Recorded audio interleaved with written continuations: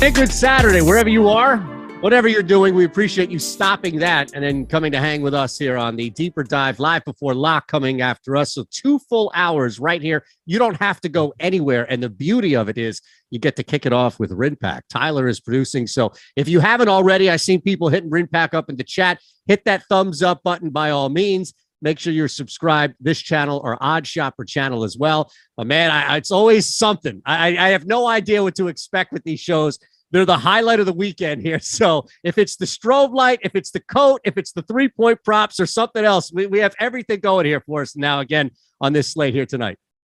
Yeah, no, pumped for the 6-gamer. There are some moving parts with news we got earlier in the day.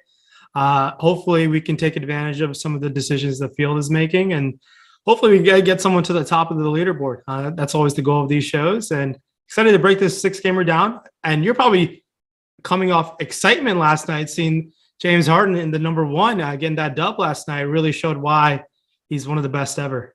I can't wait, man. It's a good thing that the Sixers aren't on the slate because I would be totally distracted. So this actually worked out. You're right. And who knows? Sky is the limit, clearly, with that team, especially with Harden and Embiid. But that's fine. Other things, maybe at some point we'll get a Sixers game. We'll be lucky. You mentioned injury, though, and just kind of looking at it from a broad picture. Is there anything that you've kind of looked at specifically tonight from the big picture? If it's injury, if it's just maybe a certain strategy on a smaller slate? Yeah, so on this type of slate, there's a 6-game slate, kind of staggered start times across the board. And we got a bunch of news in San Antonio. And the only unfortunate thing is we have to deal with Greg Popovich and what he's going to do with this rotation. I have no idea. There's still some questionable guys on the San Antonio team. We got to move off and take that starting lineup with some grain of salt, I guess. I'm not sure. That's the key to the slate. If we can unlock San Antonio the right way, people are going to win a lot of money. All right. I love it. So as you see some deeper lines there, clearly that Miami thing, that's actually moved a little bit as people continue to pour in on the Heat. So we'll bounce around as we do here. Anything you have in the chat, especially here for RinPack, let us know. Don't worry, EMAC, we're going to get to those. But as I was going to say in the chat, I'd have to hit like 1 million player props in order for us to go me first, then RinPack. So this is where we're going. Toronto, Atlanta. Let's start with the Raptors. Second leg of the back-to-back. They get absolutely slammed into the ground last night by the Hornets. So the expectation is somewhat of a regression to the means. And I'm curious because I brought this up earlier on the Jock Market show with Jeff RinPack, which is, we're looking at still that week, if you will, coming off the All-Star break. It's the second leg of a back-to-back. If this were deeper in the season, it wouldn't be as a concern. But I do wonder if the Raptors just kind of feel the extent of that break this game as opposed to the first game last night. Yeah, so this be the first game. We're waiting on a couple key news items with Siakam and Van Vliet. And there's all different combinations where I have my feeling could be they could be both out. They both could play.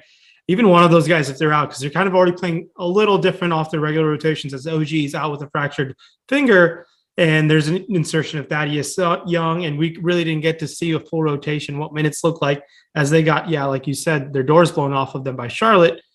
So we're going to have to wait on the news. And based on the situation, guys like Siakam and Van Vliet have tournament winning upside. Scotty Barnes pressed into a bigger role with no OG Anunoby potentially. And we'll see what those minutes look like. Nick Nurse is always giving these guys all the minutes in the world. And now there's no OG. Where those OG minutes go to the likes of Thad Young, Boucher, Kem Birch, Achua. We even saw Delano Blanton get some minutes yesterday. So what Nick Nurse does with that fifth option with no OG is going to be really intriguing. Plus, we're dealing with the news of Siakam and Van Vliet. In terms of being safe at this moment, you got to look at Scotty Barnes, and you're going to have to project him for mid-30 to high 30s minutes in an Atlanta matchup. And then if there is no Van Vliet, I'm going to really have interest in Gary Trent Jr. You get the 3-point bonus, 3-point upset on DK. Yeah, he's a little priced up, but I think you can take your chances on a guy like Gary Trent in this Atlanta matchup. I mean, I will really like Gary Trent if there is no Van Vliet. Now, if Van Vliet and Siakam play, I'll still have my interest in going to Siakam. Siakam's dealing with a illness, so we'll see what that looks like. We'll get the starting lineup potentially on this show, but if not, the live before lock crew will take care of it. Barnes, I know he's gaining some ownership here at DK of just over 17%. This is all pending, as you mentioned, those two other guys and seeing what the status is, but maybe look at it from both ways with Scotty. Yeah, I think so too. I mean, I think he's a solid play with or without those two guys in Siakam and Van Vliet. And look, he's only $5,600 on DK. He comes in at a very favorable price tag on FanDuel as well. A little bit more expensive at $5,900, but a pretty rock solid price tag. I just think his minutes are pretty secure with no OG, barring any foul trouble or injury. So he just seems like a solid play. And it's even better if there is no Van Vliet and Siakam. We've seen Scotty even run the point at times for the shorthanded team earlier when they had COVID. So I don't mind Scotty Barnes. Probably my favorite Raptor to go to, all things put together. 23 on Yahoo too, so definitely a workable price if that transfers over. All right, let's flip to the other side. We'll start with Trae Young and then kind of trickle down. Yeah, looking at the Atlanta side of things, I mean, you're going to look to guys who have tournament winning upside. There's still no John Collins on the slate, I believe, so I just want to make sure of that. Yeah, no Collins as of this moment, and that would gave us a big bump to Clint Capella last time, and we're going to get some extra usage to guys like Trae Young on this team. One thing that caught us off guard last time, DeAndre Hunter was very heavily owned when he was last on the slate. He left the game with an illness last time. I expect him to be fine in the situation of what we're dealing with at Atlanta, but I'm kind of concerned in what those minutes look like with DeAndre Hunter. He looked awful when he was on the court, but if he's healthy and full to go, I think we might get an ownership discount and some upside just based on that ownership. But my two favorite Raptors, probably Capella 1 and then Trae Young for tournament winning upside. It's kind of playing roulette with the next tier of guys. It's kind of the four of those guys in Herder, Gallinari, Bogdanovich, and Hunter. And all of those guys, I think they're going to have to play around low 30s minutes. And I think with that type, one of them is going to get there. I just don't know which one in this type of situation. It's going to really affect if one of them has to guard Siakam on the other side. So it's going to really change the game. The guy who has the highest upside out of them is always going to be, in my opinion, either Gallinari or Bogdanovich. They have similar ceilings at this point. I think I'll take my chances with Gallinari if he might be a little bit lower owned, but it's going to come down to what ends up being that lineup on the other side of things as well. Because Gallinari $5,100 on DK, we get the 3-point upside. Comes in at where do you go on FanDuel? Gallinari? Yeah, for some reason he's not showing. Oh, there you go. Gallinari comes in at $5,000 on FanDuel. So I don't mind it. He's going to be obviously low owned, decent value play. There's decent enough ownership. No issues if you fall over on a guy like Gallinari. All right, so just to follow up real quick with Herder, as far as maybe a cheaper option, these guys are both in single-digit projections, DK at least for our ownership. So if you look at Herder at 45, right, something, and then also Clint Capella at that center spot, knowing that you do have Jokic and even Vooch on the slate, but at least Jokic, there is that blowout threat. We'll talk about that game coming up. So just kind of looking at either of those guys, if maybe any jump out as appeal. Yeah, with no Collins there, I think Capella is fine. More potential rebounds to fall in his lap. My only concern with Capella nowadays was the improved play of Onyeka Okongwu. Capella was losing some minutes there with the All-Star break or something. If he was battling through an injury to see those minutes kind of limited of late, but 6,600, double upside, double bonus on DK. No issues if you fall on him. One center only on FanDuel. Kind of concerning. Yeah, does he have the upside in this Toronto matchup to get you 40 plus? Sure. But whenever Jokic is on the slate in a Sacramento spot, he's the opportunity cost for on FanDuel. But I have no issues on if you want to go above the field on Capella. Comes in at a pretty solid boom rating, a solid optimal percentage as well. And you're getting positive leverage on FanDuel. So I have no issues on there, and similar statistics on DK as well. Solid boom percentage and positive leverage play on DK. Now, I don't have a ton tonight, and this actually is one of the 4 games that I've selected a prop to throw at you here, but I did go 4+ for Young earlier at plus 188. Figured that this is definitely going to be a bounce back opportunity for the Raptors. If they're down a couple of guys, it's just going to be heavy volume for Trent Jr. I get that, but still, Young is definitely in a position to take that, shoot 33% and still knock down 4+. Yeah, Gary Trent, that's one guy I think I had a feeling you were going to go with. He's off the board, though. That's why. Trust me, I'm waiting for him. Pardon me. He's still not back up yet. So at least not here in PA. I can't find him. Gotcha. It's probably because of the news. Yeah, exactly. And with that news situation, I think it's completely fine to wait on that. I laugh because of Blaine's super chat, but that's a different story. But I think Gary Trent Jr. is a solid option to go to if we get the news there. All right. And no, I was saying as far as Young 4+. Do you like that prop? Oh, Trae Young is fine. He's the type of guy who could get you there for you. What were the odds again? Sorry, plus 188. I'd like it to be a little higher, but sorry. I'm not too giddy up about it, but I figured it would be, if you could got him higher than plus 200, I'd be more interested. But yeah, it's fine. It's nothing I'm too excited about. No, I look, I understand it. And as we do this, people that are new and thinking like, what the hell is he talking about throwing this stuff out? A lot of it is volume. And I'm taking a chance here that this game is going to be closer and that Young is going to play a high amount of minutes. And that's going to transfer into 6.5 to 7. And then you look at the month so far outside of even including the last 2 games, he's still averaging over 7 attempts. So if I can get to 8, I think there's enough opportunity for him. And again, I'm banking on a good shooting night. But you're right. The odds should be a little bit higher. So this is the next game that we have here, which is, and speaking of Super Chat, thanks to Andrew there as well. Glad that worked out. That's a monster one. And let's look at the Washington-Cleveland game. 205, lowest total on the board by a mile here. So let's start with Washington, knowing, of course, Cleveland's got a bunch of injuries that maybe you can target. We'll talk about the value, on the Cavs in a second, Rinpack, but let's at least start with Washington and how we can attack that. Yeah, so Washington coming off a double OT game last night. And a lot of those guys were just absolutely gassed, and now they have to take on a good Cleveland team on a back-to-back. And honestly, with the situation there, we saw Daniel Gafford get the start. He's only $3,100. I don't mind if you go back to him. Those minutes are really tough to look at, obviously, on a double overtime game. A lot of different changes throughout those 2 overtimes. Getting a full extra quarter it will change the fantasy output of your whole team. There was a guy who I'm going to roster on this Washington team. I'm going to look for the upside, and it's going to have to be Kyle Kuzma. The guy is going to continue to chuck, but I want to shy away because it's a back-to-back double OT. Tough matchup against Cleveland. The Vegas total is really not there. I have no issues if you fall on Kuz. It's just because I've been riding this wave pretty much. He's $8,800 on DraftKings. If you want to play him, I play him at the $7,400 on FanDuel. A huge price difference there.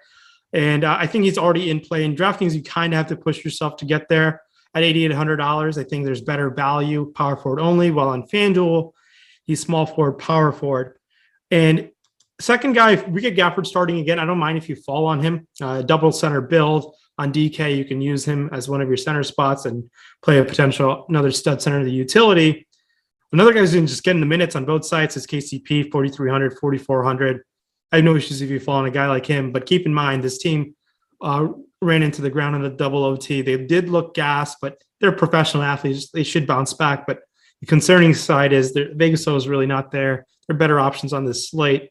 Only a few guys who I think have really, truly tournament winning upside. Yeah, I imagine that it's not even worth it with such a low total. The circumstances around it to try and scrape with like an Ish Smith at this point, because what's the benefit if it's not going to be a faster, higher scoring game? Yeah, I completely agree with you there.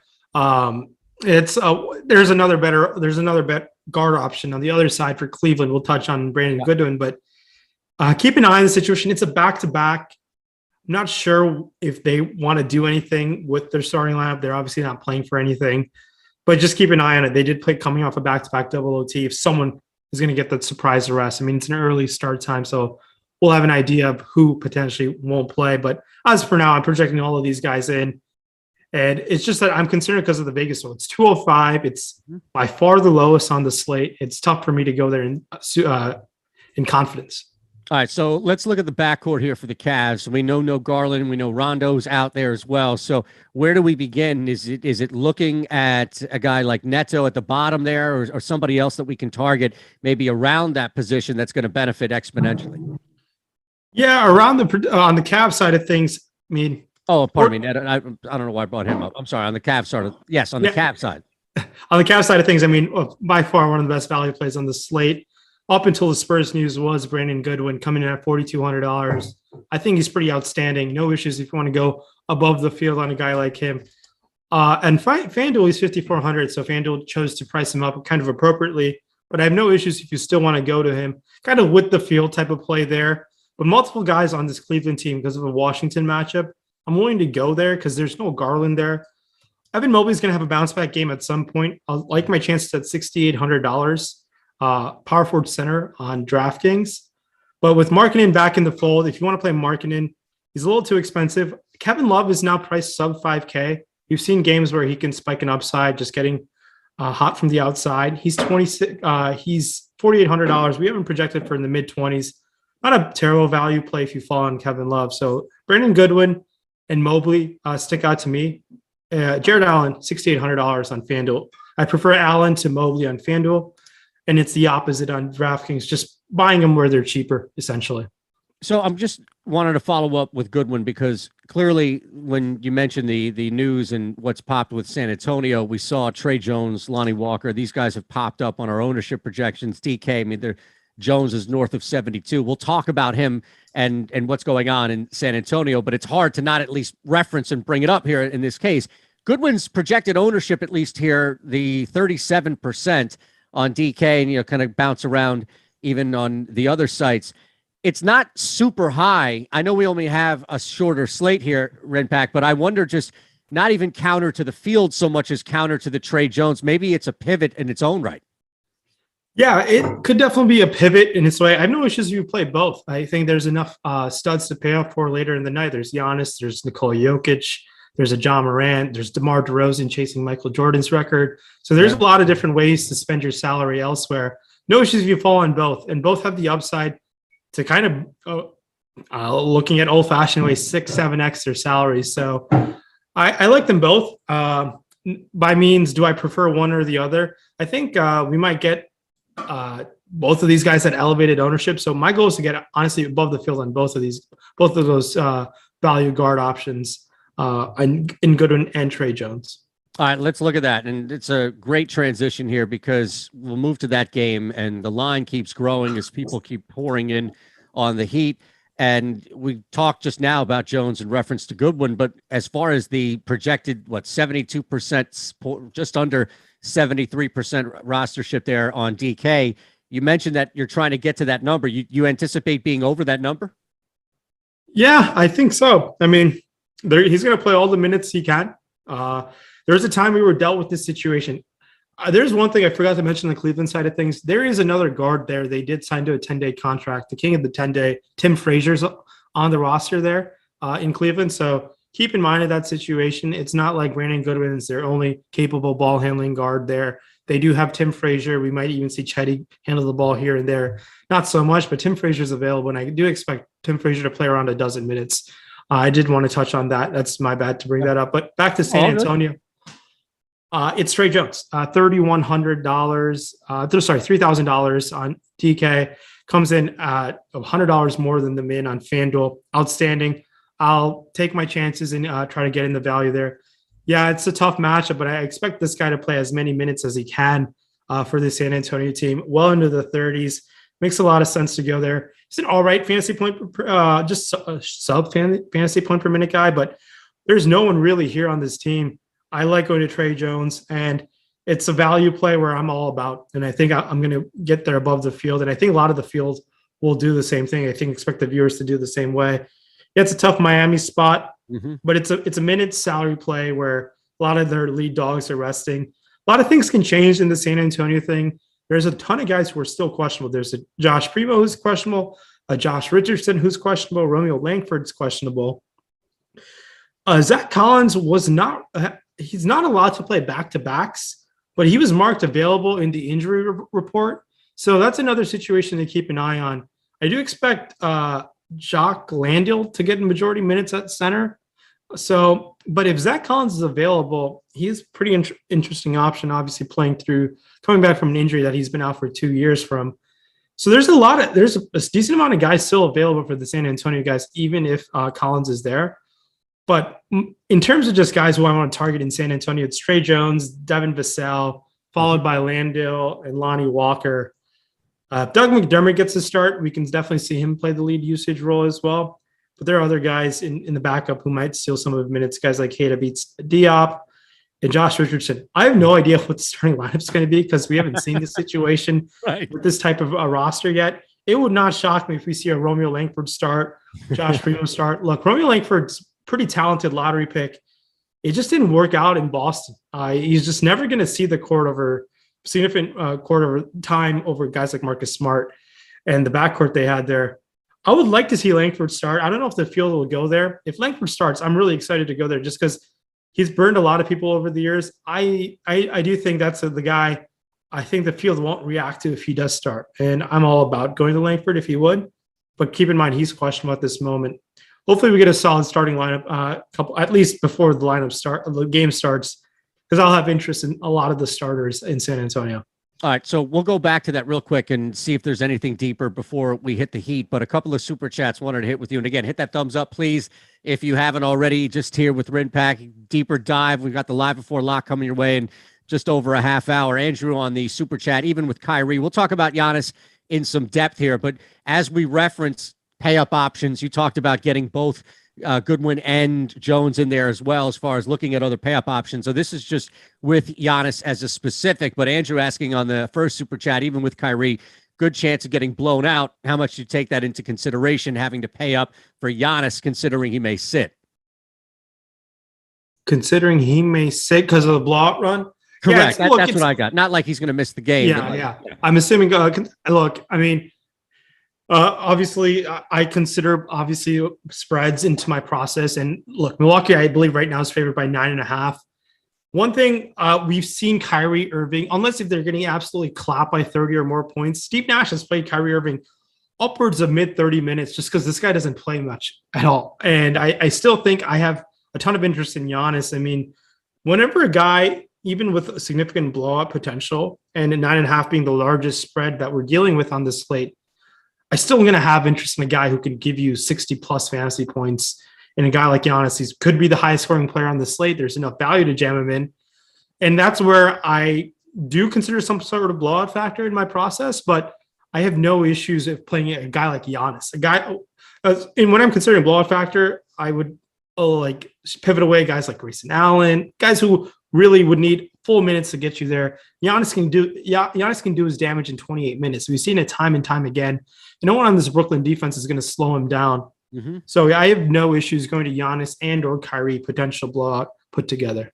All right, so this is a good question based on what's going on with San Antonio, especially because we have these guys right there at the top, as we mentioned already, that are getting the significant amount of rostership across the board. So Goody asks on the Super Chat, Rinpack, how many Spurs is too many? Are you capping the Spurs, DKGPPs?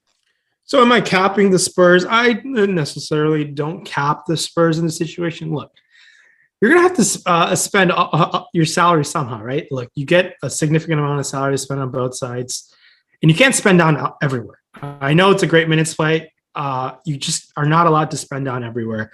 I'm one of the guys who gets aggressively over the limit. Some people say 2 or 3 on this type of slate. With everyone priced so cheap, I have no issues if you fall on more than that.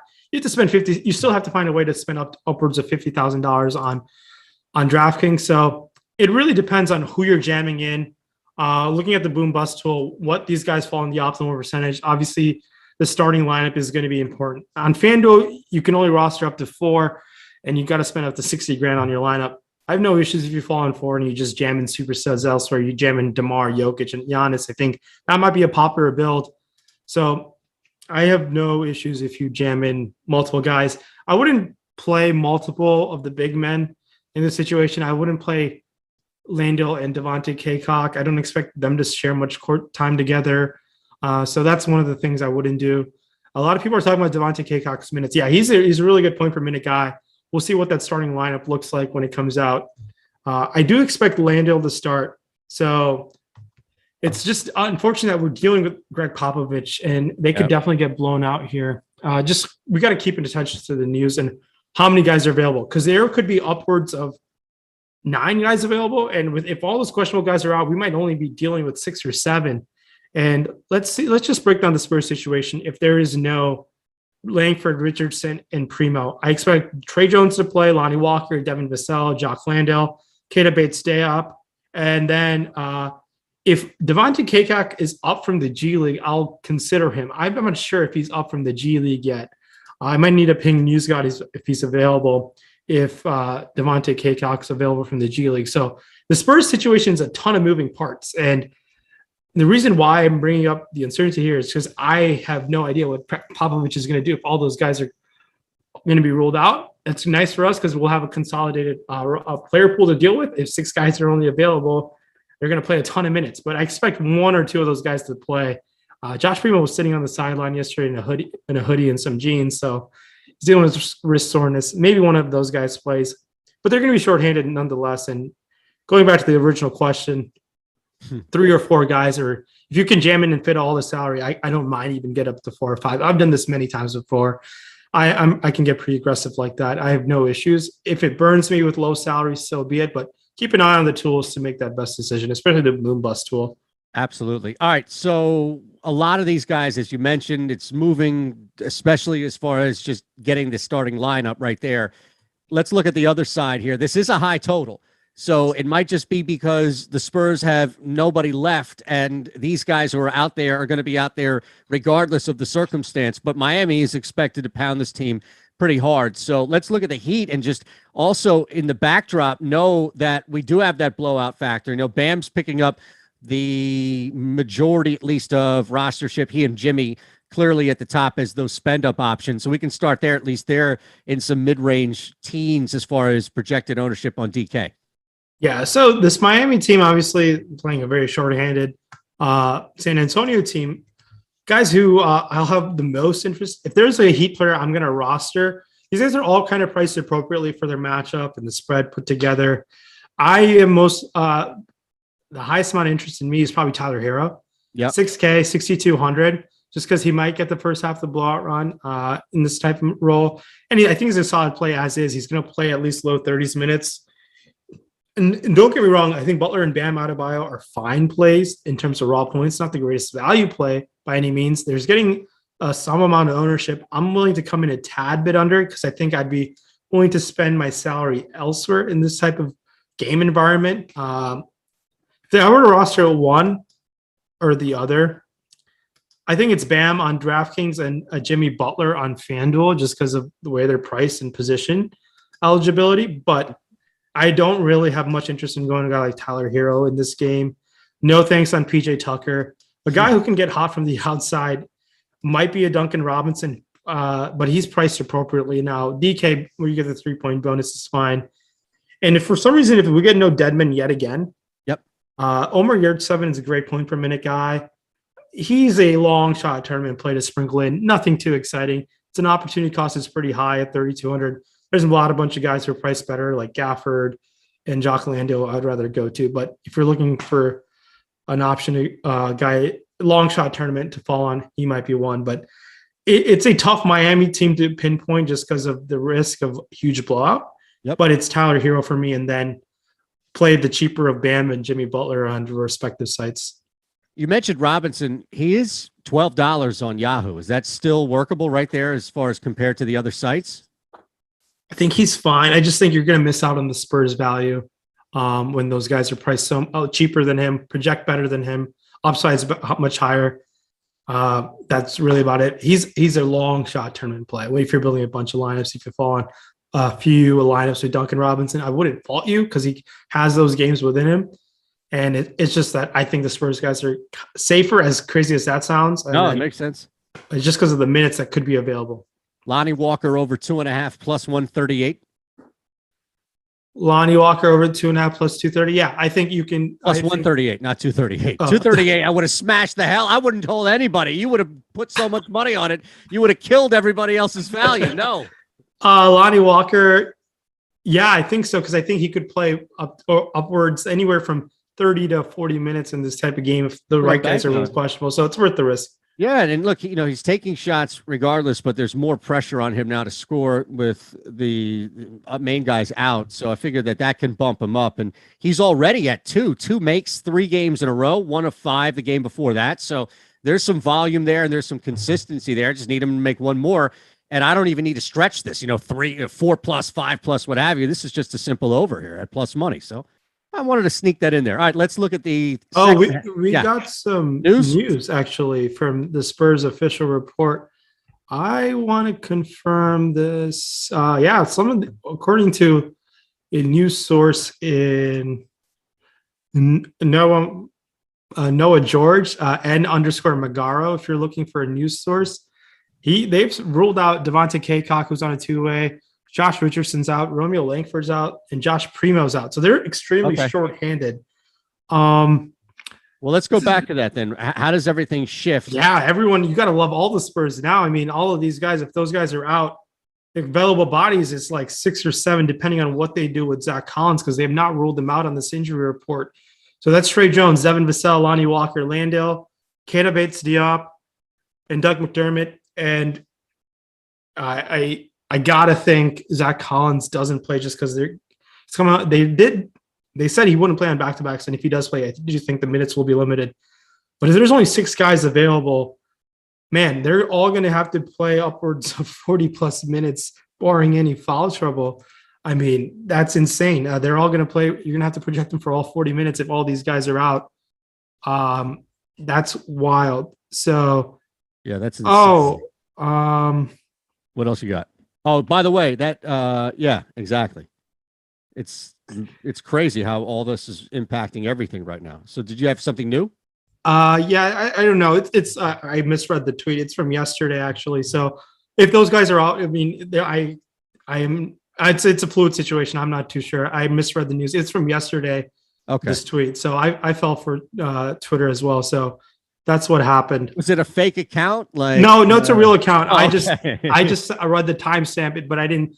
I thought today was the 25th. It's the 26th. So my apologies to chat. Just keep an eye on the news over there in San Antonio. So, but absolutely nothing's changed. That's fine. And if anything does in the next 20 minutes or so, 25 minutes, we'll hit it. If not, then the fellas at Live Before Lock will, by all means.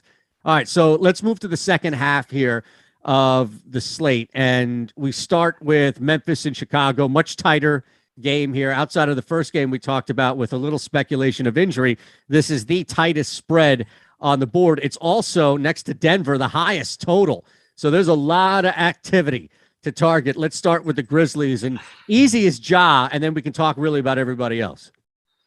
Yeah, this game is loaded with a tournament winning upside, and there's a fun narrative to tell as well. But look, on the Memphis side, there's a bunch of guys that are going to have tournament winning upside, guys who have 40 plus at the minimum, if not 50 plus. I mean, if you're looking at the Memphis side, the 2 guys who stick out to be most are obviously Ja Morant, now with his price sub 10K, $9,700, $9,800 on FanDuel. Gotta love him. Jaren Jackson Jr., if he stays out of foul trouble, $7,100 on DraftKings and FanDuel. Prefer that FanDuel price tag because the scoring benefits him better. Mm-hmm. Those 2 are my favorite guys. Desmond Bane kind of falls on his own island. Not much interest there. Adams and Clark, I would shy away, but I have significant interest in Morant and Jaren Jackson Jr. in this game. And they're coming in a little bit lower owned than I expected. So I like going to both of those guys, kind of avoiding the rest, but both of these guys have tournament winning upside, in my opinion. I even like their Yahoo price tags. Jaren Jackson Jr., especially at $29. Morant, 46. Yeah, raw points can get you there. There's enough value to get there, but I expect why these guys are coming in a bit lower owned than usual is because of the strong value in guys like Trey Jones, especially Morant, guys like Trey Jones and Brandon Goodwin. People are just going to go there, and you just can't pay for Morant. And it's going to make your roster build construction really different if you can find a way to land on Morant, either in a utility spot or a guard spot with one of those guys of or Trey Jones and Brandon Goodwin. It's coming a bit lower owned than he usually would be just because of how strong the value is with Brandon Goodwin and Trey Jones. So keep that in mind. We've seen Ja Morant's upside. 60 plus is on the table for him. We're getting him at a discounted price tag against the Chicago team. So he is, at least based off of, and I'm looking at DK here, our ownership projections for that. He looks like he is the highest rostered counter, if you will, or just pivot from Jones and Walker and Goodwin as well. So is that even a concern? 20% though on a smaller slate is probably not a major influencer, but it might be a factor. Yeah, it might be a factor. I think he might come in a little bit lower owned by the time the news comes around. We might get a lineup for the Spurs, then more people would move towards the Spurs value. So we might get Ja Morant a lower ownership than he should be.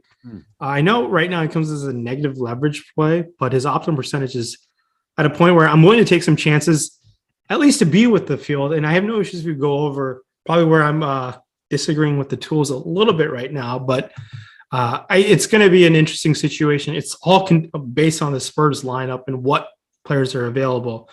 But Morant has the upside, and when there's enough value that we have on this slate now with San Antonio, potentially, I just want to be able to jam in guys who have the upside to give me 50, 60 points along with the value. And sometimes that's all it takes for you to find a way to the top, getting on that right combination with the right value of when it's like a super like shorthanded team. It's not that hard of a puzzle to solve at times. All right. Anybody else target Melton at all there from a lower kind of like, wouldn't even be punt at this point, but just anybody else if you were looking at before we flip it? No, I think it's the two studs. If you fall on Desmond Bane on shooting guard small forward on FanDuel, I think it's okay. I prefer Bane on FanDuel than I do on DraftKings. But that's really about it. He's someone who's pretty steady and consistent in this role when guys are all back. But it's really about it. It's the two studs in Morant and Jaren Jackson Jr. No real interest in outside of Bane anyone else. But that's just because of the situation of the slate with so strong value in these guys just don't project as that strong as the other guys. All right, let's talk about DeMar DeRozan. And you mentioned the streak here, and also just I do have a good point to mention. Bring up. Shout out to Jeremiah Johnson. John Morant did get hurt in the previous game. He did came up favoring his hip the last time out. He seems to be a full go because they haven't ruled him questionable or anything. But he's not even on the report, right? Huh? He's not even on the report. Yeah, right? but the thing that concerned me, he did favor that hip the rest of the way. He's one of those guys plays through injury, but it's like you're trying to like overanalyze the situation potentially. That's a good point to bring up. He did hurt his hip a little bit in that previous game, but he should be fine. That's a good point to bring up. We haven't heard anything. Maybe keep an eye on pregame warmups if something if something comes out, because he did finish that game the other night. Okay, awesome, man. Yeah, and good to bring that out, especially because a lot of people may have missed that. Just not him even seeing him, on the injury report. So let's flip it to the Bulls here. We just hit with DeRozan and what's been happening here. Another pay-up option outside of Jokic, of course, is going to be Vooch on this slate. And then Levine, kind of these three guys, how you're targeting the top players here for the Bulls, really with DeRozan first. Man, you know the narrative, right? He's chasing Michael Jordan. Absolutely. Oh, yeah. 35 I'm sure, plus points. You can't walk around over there without hearing it, right? It's everywhere. Yeah. And I used to live in Chicago. The Bulls were irrelevant when I was there. It comes from the World Series right behind where I used to live at. But that's the first thing the Bulls have had something to celebrate since Derrick Rose was there. So I'm chasing the narrative. I know DeRozan's expensive, but you got to have some fun with it. He's very expensive. This is the most expensive I've seen DeMar DeRozan in a long time. I'm writing the narrative. If their teams wants to force feed him the shots, he's finding a way to get there. 10-5, 9. He comes in at 10-6, I believe, on FanDuel. Look, he's not a good point per dollar play. It's just a narrative-based play right now. That's all I'm saying. You're getting a slightly positive leverage play on FanDuel, not on DraftKings. I'm just willing to buy into the narrative for DeMar DeRozan here. So we did get word Pascal Siakam is playing. Van Vliet's still a game time decision. So Siakam's a solid play. A guy will get all the minutes for Toronto, but keep an eye on Van Vliet. If Van Vliet's out, Siakam becomes a great play. He's a solid play as is right now, but Van Vliet, if he's going to be out, that's going to boost a bunch of the Toronto starters as well. But back to DeMar, I'm just writing the narrative. I'm willing to go in with the field, if not a little bit over. You only get so many narratives to follow Michael Jordan. So that's the only reason why I would want to play him. Otherwise, I hate playing DeMar DeRozan, but the narrative's at a point where it's pretty real.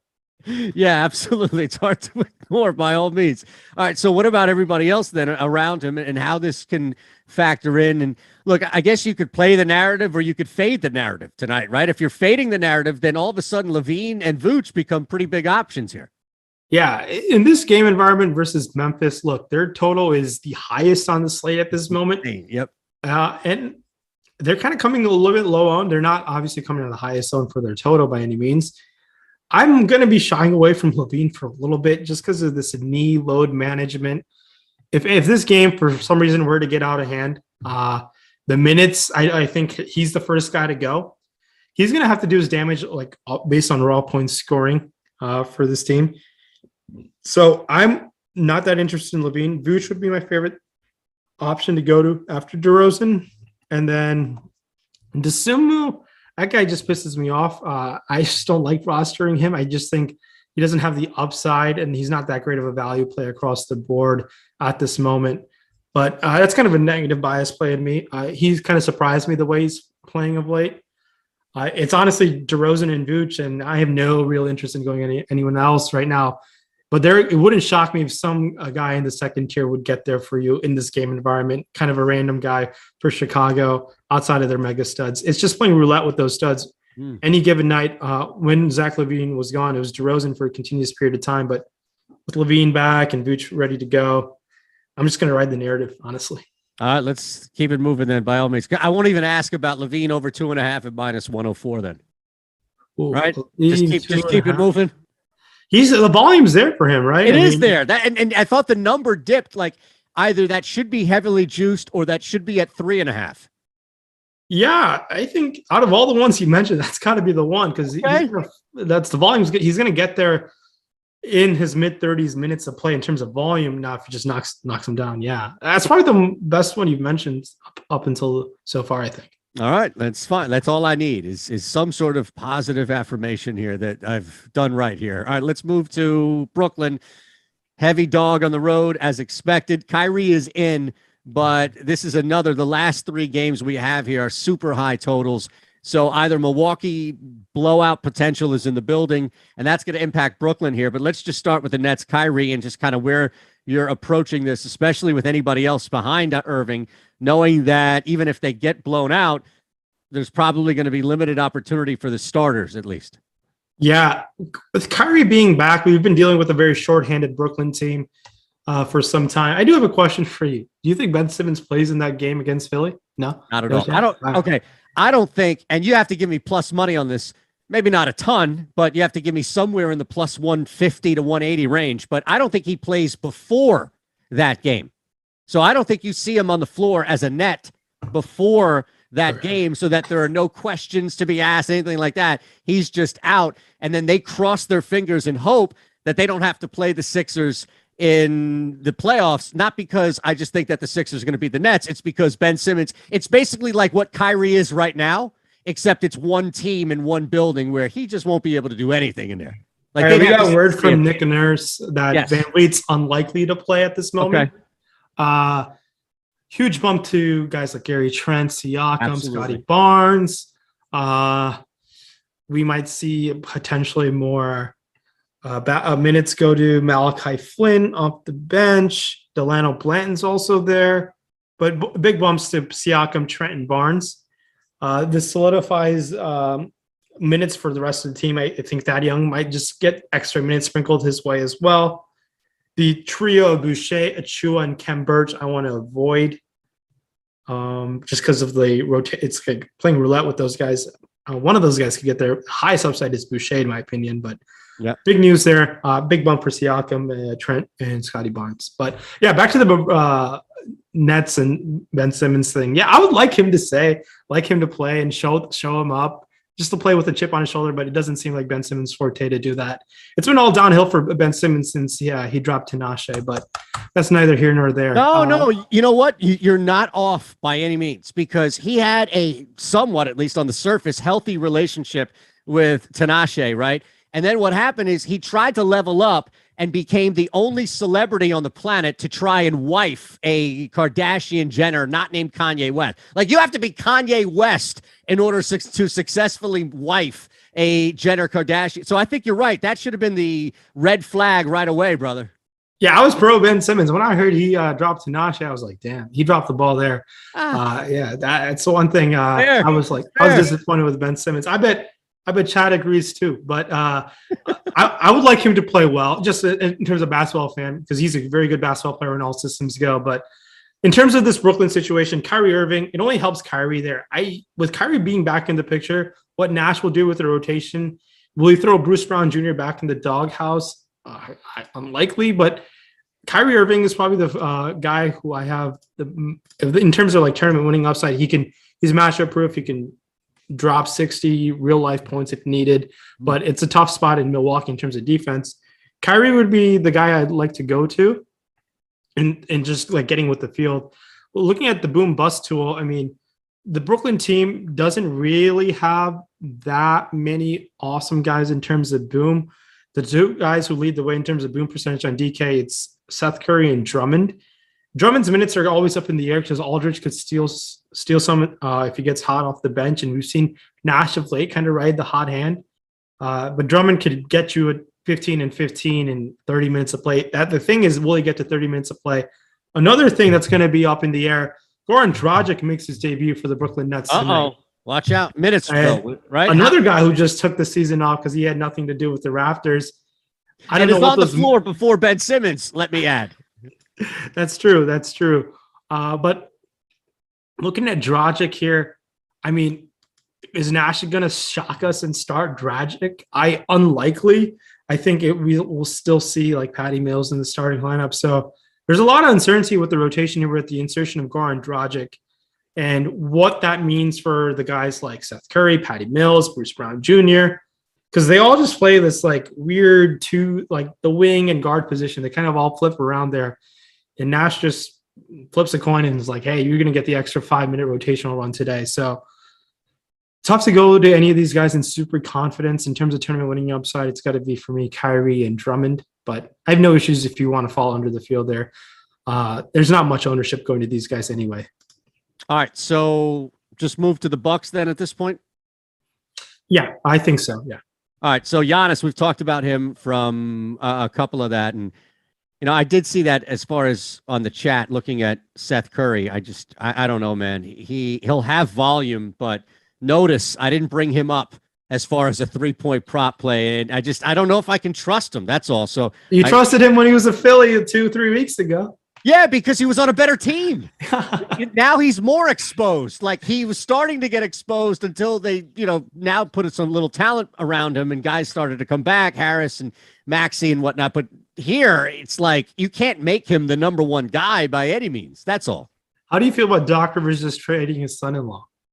I think it's ice cold, and I love that. I absolutely do. Honestly, personally, I think Doc Rivers is one of the most overrated coaches. Absolutely. He's so overrated. I'll admit that. Now, you asked me one small specific question about him trading away his son-in-law. This wasn't about him being overrated. I don't want to sound like I'm pro-Doc here now. No, I just wanted to find a way to transition to Doc Rivers being overrated. But yes, that was pretty cold. I was like, wow, he traded his son-in-law. But I like the, hey, nobody's safe mentality. I would love it if they start, and I think Harden's arrival is going to help. But my biggest gripe with him from an offensive standpoint has always been like he just neglects the three, and that's been killing. I think a lot of times an opportunity to cut runs, come back, things like that. And then look, the playoffs, he blows leads. We know that. Yes, you're preaching to the choir, my friend. Yeah. But looking at the Milwaukee side of things, I have a ton of interest in Milwaukee. It's got led by Giannis. But if you don't think Giannis gets there, I prefer having one of Drew or Middleton in your lineups against this Brooklyn team. I think they should be able to take care of business there. Bobby Portis is not as appealing when all of these guys are full systems go. And also it's not been helpful with a guy like Serge Ibaka also playing a little bit more than I expected at times. His minutes can go up and down. It's not that they need Serge Ibaka for Andre Drummond or a LaMarcus Aldridge matchup. It's just that in crunch time, it wouldn't shock me if Ibaka finds a way there. Yeah, they're going to share the court together at times. But I really like the big three in Milwaukee in this type of game environment. The total's there at 237. The upside for one of those guys to really get there. Obviously, Giannis looks spectacular.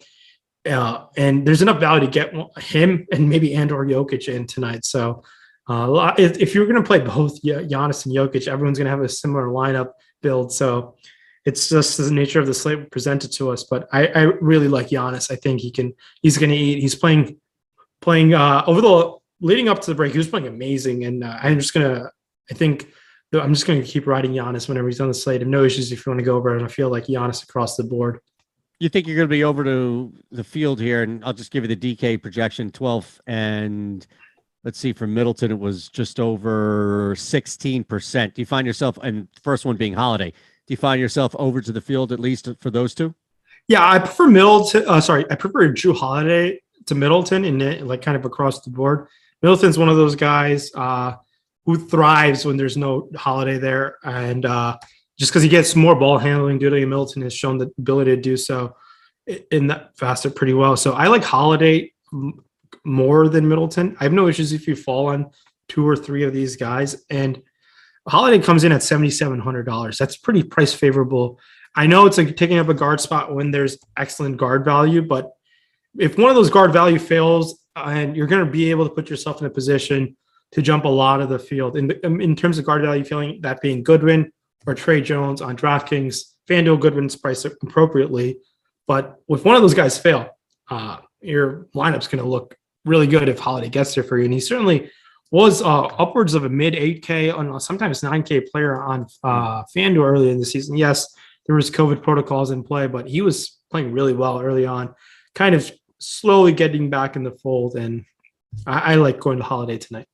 All right. The only other guy I was going to mention here from your side and what you were bringing up just outside of the trio would be Bobby Portis. I do have a 3 prop that I was looking at him as well, but just any interest. I know that this is also slate dependent on how you're rostering another center.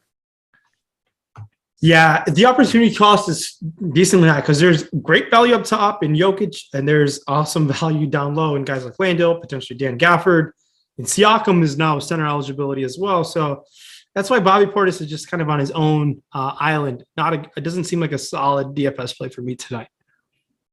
I had him at, I just want to make sure that I had the right return here on this. 3+3s at +190. There's volume there, Impact. There is volume. 3+3s at plus what? 190. Really? 3+ at +190. That seems a little too not favorable odds enough. I mean, okay. You want it higher? Yeah, I think +190 is not good enough for 3+3s for Bobby. All right. Look, man, we can't agree on everything by all means. He's coming off a 7-5, a little bit of a dip there, 9 before that, though. I mean, he's averaging 6, right? So if I can get one more attempt, that's an under 50% night. That's all I'm looking at, you know? That's a good point. Value. I just think you just don't like it. +3s, yeah. Plus the 190 isn't good enough for me to change. All right. Yeah, I got one more here, which I know you're not going to like, but we'll slide that in. All right, anything else on Milwaukee, Grayson Allen, anybody that you think we can touch on, even if you are playing? And look, maybe there are a bunch of lineups you're rostering and you're putting out there tonight, larger fields, so you could play the blowout factor and maybe target a guy or two in deeper lineups. Yeah, so these guys are dealing with the George Hill questionable tag. Dealing with neck soreness. Javon Carter, I believe, is signed with Milwaukee, and they also might sign Tyreke Evans as well. Shout out to Tyreke Evans, who's been banned for the league for sniffing some snow for the last 2 years. So I think he's going to be a Milwaukee Buck sooner than later. But it's the George Hill thing could change up some backcourt minutes by a little bit, but outside of that, I mean, no real interest in those backup guys or even Grayson Allen, honestly, because I'd rather just go one of the Spurs guys, honestly. All right, let's hit the Kings here. Final game.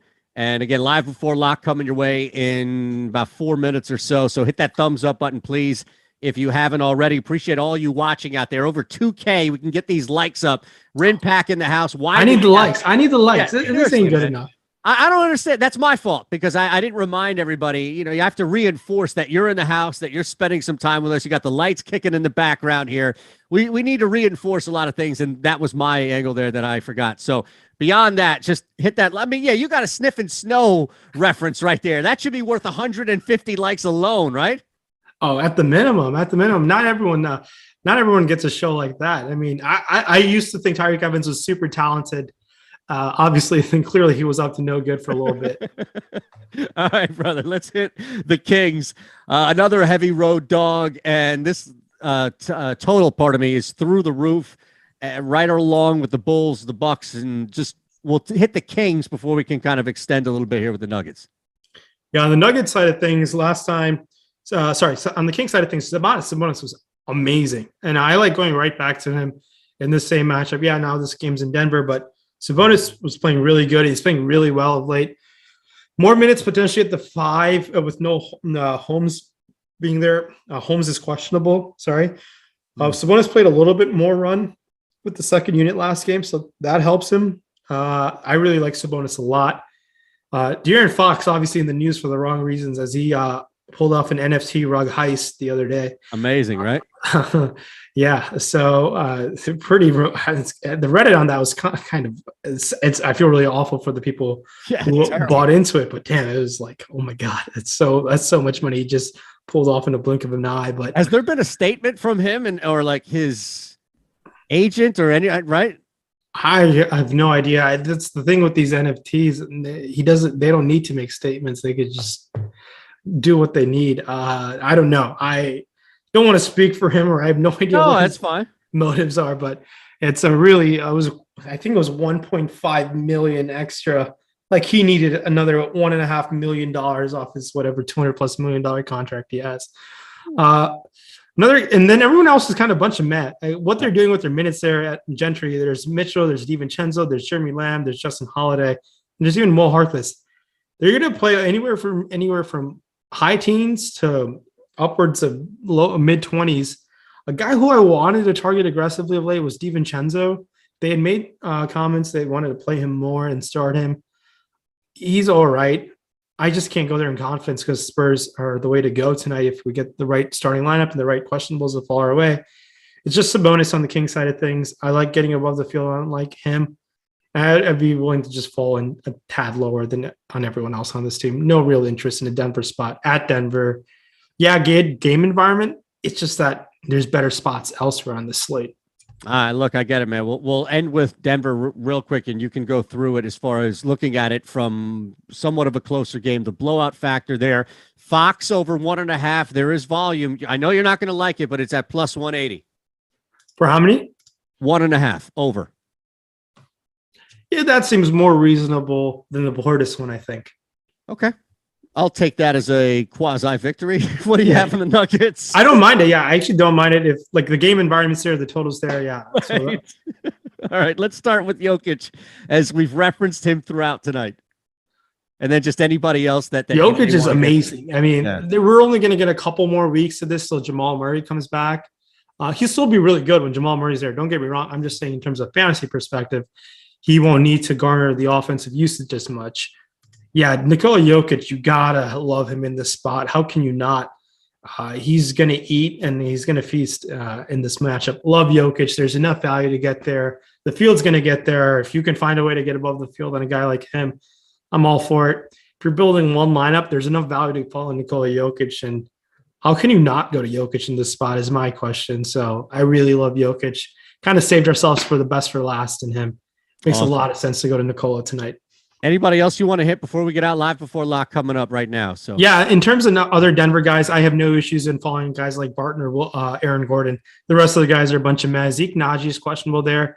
We saw Jamichael Green get some minutes there. No real interest in any of the secondary backup bench guys. I don't mind if you fall on one or Barton or Aaron Gordon. I think one of those guys can get there for you. We saw Will Barton thrive last time. It could be the Gordon game this time. Awesome. At Rinpack, you know the deal. Look, we appreciate everybody hanging with us. Hit that thumbs up button if you haven't already. Adam, thanks for the super chat live before lock. We'll come up, answer everything that you have leading up, including, of course, some injury news that comes down. Tyler, thanks for producing. PrizePicks, take advantage of that. We keep telling you the link is below. Live before lock comes your way next. We'll match that first deposit, by the way, PrizePicks, up to $100 and give you 1 free month of Awesemo Plus Platinum so you can get on your way immediately. All right, my brother. We'll see you next week.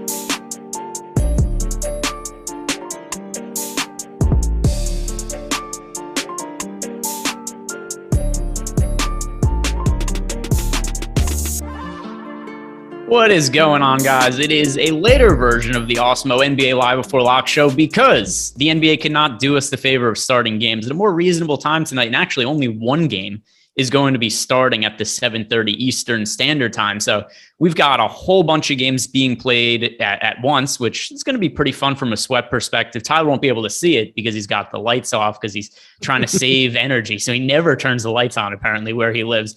But it's okay because Matt LaMarca and I, we're well lit. You could see us. Matt, how you feeling about this slate? 6 games, but oh boy, did we get a lot of news over the course of the day. Yeah, it's an interesting one. Like you said, it's kind of packed into a tight window here with, all 6 games are tipping within an hour and a half window. So that's going to make it interesting from a late swap perspective. You don't have a ton of time to kind of assess where you're at. 3 of the games tip at 8 and the late game is at 9. So you kind of have to make a decision based off at 1 hour of those 3 games, and not even because no NBA game actually starts at the scheduled listing time. So that's going to be really interesting. We also have a ton of injury news. There's a ton of, what appears to be really good chalk on this slate that is going to be hard for them to fail. So it's going to be interesting. How contrarian do you want to get, when you have some of these guys that we're projecting for, nearly 10x value? This is, and also something else also that's, but I have done like 4 shows today, all basketball shows. I think that's what I've done. I think I've done four basketball shows that I did the strategy show. I did the Yahoo show. I also did a short Yahoo picks video, now doing Live Before Lock. And somehow the news has been different across every single show I've done so far today. Like That's there was good. hardly Keep it fresh. Yeah, hardly anybody. It's good for me. I don't want to talk about the same shit 4 times in one day, but the NBA has done me a favor of mixing some stuff up. Like Pascal Siakam, him and Fred VanVleet were questionable the last time I did a show. Now Siakam is in. Fred VanVleet not expected to play, officially listed as questionable, but Nick Nurse says he's unlikely to play, so I'm considering him to be out. And then the Spurs guys, the last time I did a show this afternoon, I thought there was a chance something weird could happen after that double overtime game. And it was one that I was already really uncertain about because how are they going to handle the minutes? And I feel the same about the Washington Wizards. But now, by the way, Ben Simmons out indefinitely. Oh my God. Who could have seen it coming? Who could have imagined? I'm not sure he's going to play this year at this point, but we'll see. That aside, for today's slate, let's kind of just start by talking about the San Antonio Spurs, because this is what has been the biggest alteration to the slate since I last did a show today. And there are still guys listed as questionable on the injury report. Some of these guys are going to have to play because the Spurs need 8 guys to be able to field a roster. But we still have Joshua Primo, Josh Richardson, Romeo Langford, all questionable. Jakob Poeltl, DeJounte Murray, Keldon Johnson, Zach Collins, all out today. So what do you make of all this Spurs news, and what is a very difficult matchup against the Miami Heat? Yeah, it's a really tough spot on the second leg of a back-to-back, as you alluded to. And now, coming off of a double overtime game, I have some serious blowout concerns, but these players are just so cheap and they figure to get so many minutes. It's hard to really avoid some of them. You look at Trey Jones at the minimum. We have him projected as the best value on the slate. Jock Landale, second best value on the slate. Lonnie Walker is up there. Josh Primo, who's one of those questionable players, as you mentioned. But it's a situation where you're going to need some pieces. I think Jones is pretty much unfadable. After that, if you wanted to go a little bit underweight, I wouldn't be overly against it. Or if you wanted to look and maybe get a little bit more contrarian with some of the pieces of the Spurs, that's fine. But Jones to me stands out as like pretty much a guy that needs to be in 100% of your lineups. So the other thing too is because you mentioned the blowout risk, and while I agree, there's no way to say there isn't blowout risk here. It's a massive spread now at this point with all these guys out for the Spurs. But at the same time too, they have so few players that are healthy. They probably have to play in garbage time either. So I think this is probably just as important as figuring out the starting lineup. If the game is a blowout, which 5 Spurs do you think end up on the court in garbage time? It matters. And I think that some of these guys like Trey Jones, I'm just going to give you one right now. I think Trey Jones starts and plays in garbage time. Yeah. I mean, he's really their only true point guard. So I would say if you're looking at the team, who are the guys that are most likely to end up on the bench if this turns into a blowout? I would say Josh Richardson, obviously, since he's old and he's questionable at the moment. And then I would say maybe like Devin Vassell. I don't know. It's tough. You're right. There's nobody that stands out as a guy that's like so entrenched in their rotation that they can't get a few minutes during a blowout situation. So, yeah, I don't know exactly which five I would peg as like these are the garbage five, but I think, just with Richardson and Primo questionable, they're probably players who sit if this game does get ugly. Yeah. So my point there, the overarching point is if you're because I see people in chat saying Heat blowout, and I don't really know that people mean that to be to fade the Spurs. But my point is that the Spurs have so few players active. These guys are probably going to have to play garbage time anyway. So yeah, it's something I'm considering more for the Heat side than the Spurs side. We do have a super chat here from Ryan Nelson 02. Ben Simmons makes Jimmy Butler look tough. Quote from me, and I've been aptly quoted there. But I mean, look, Ben Simmons is, I don't even know what to make of the situation. At least it was reported as a back injury now. The whole thing is just so wild to me, and I don't know what to make of it. He's apparently dealing with, as we know, the mental health issues, which I actually do think is a real issue that he's dealing with. I know a lot of people think that it's fake, and I understand why people would feel that way, but I think it's an actual thing that he's dealing with, and it's what's keeping him off the court right now. But who knows? Maybe the back is an issue as well. I mean, that's anybody who watched him during the playoffs last year, it's pretty hard to say that there's no mental aspect of that, right? Like he was literally passing up wide open layups, getting booed relentlessly. I don't care if you are the toughest guy in the world. That's clearly there's something going on there.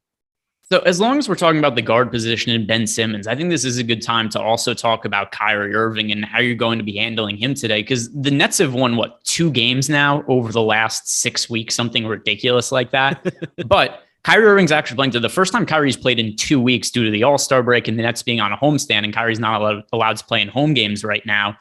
So I want to ask you, how are you handling Kyrie? Because this is another game, a lot of blowout risk, but a lot of these games have blowout risk. So we have massive spreads for Cleveland, Washington, Miami, San Antonio, Milwaukee, Brooklyn, and Denver, Sacramento. If you're looking at these games and saying, I want to avoid the blowouts, well, good luck, because you're avoiding the whole slate almost at this point. So what do you think of Kyrie Irving now that he's going to be the lone superstar for the Nets? And I guess he's playing with a little more talent than he did the last time he was out, but it's not like he's filled with high usage guys around him. I think he's a little bit too expensive for me personally. At 9,900 on DraftKings, I would rather go with Trae Young, who's cheaper.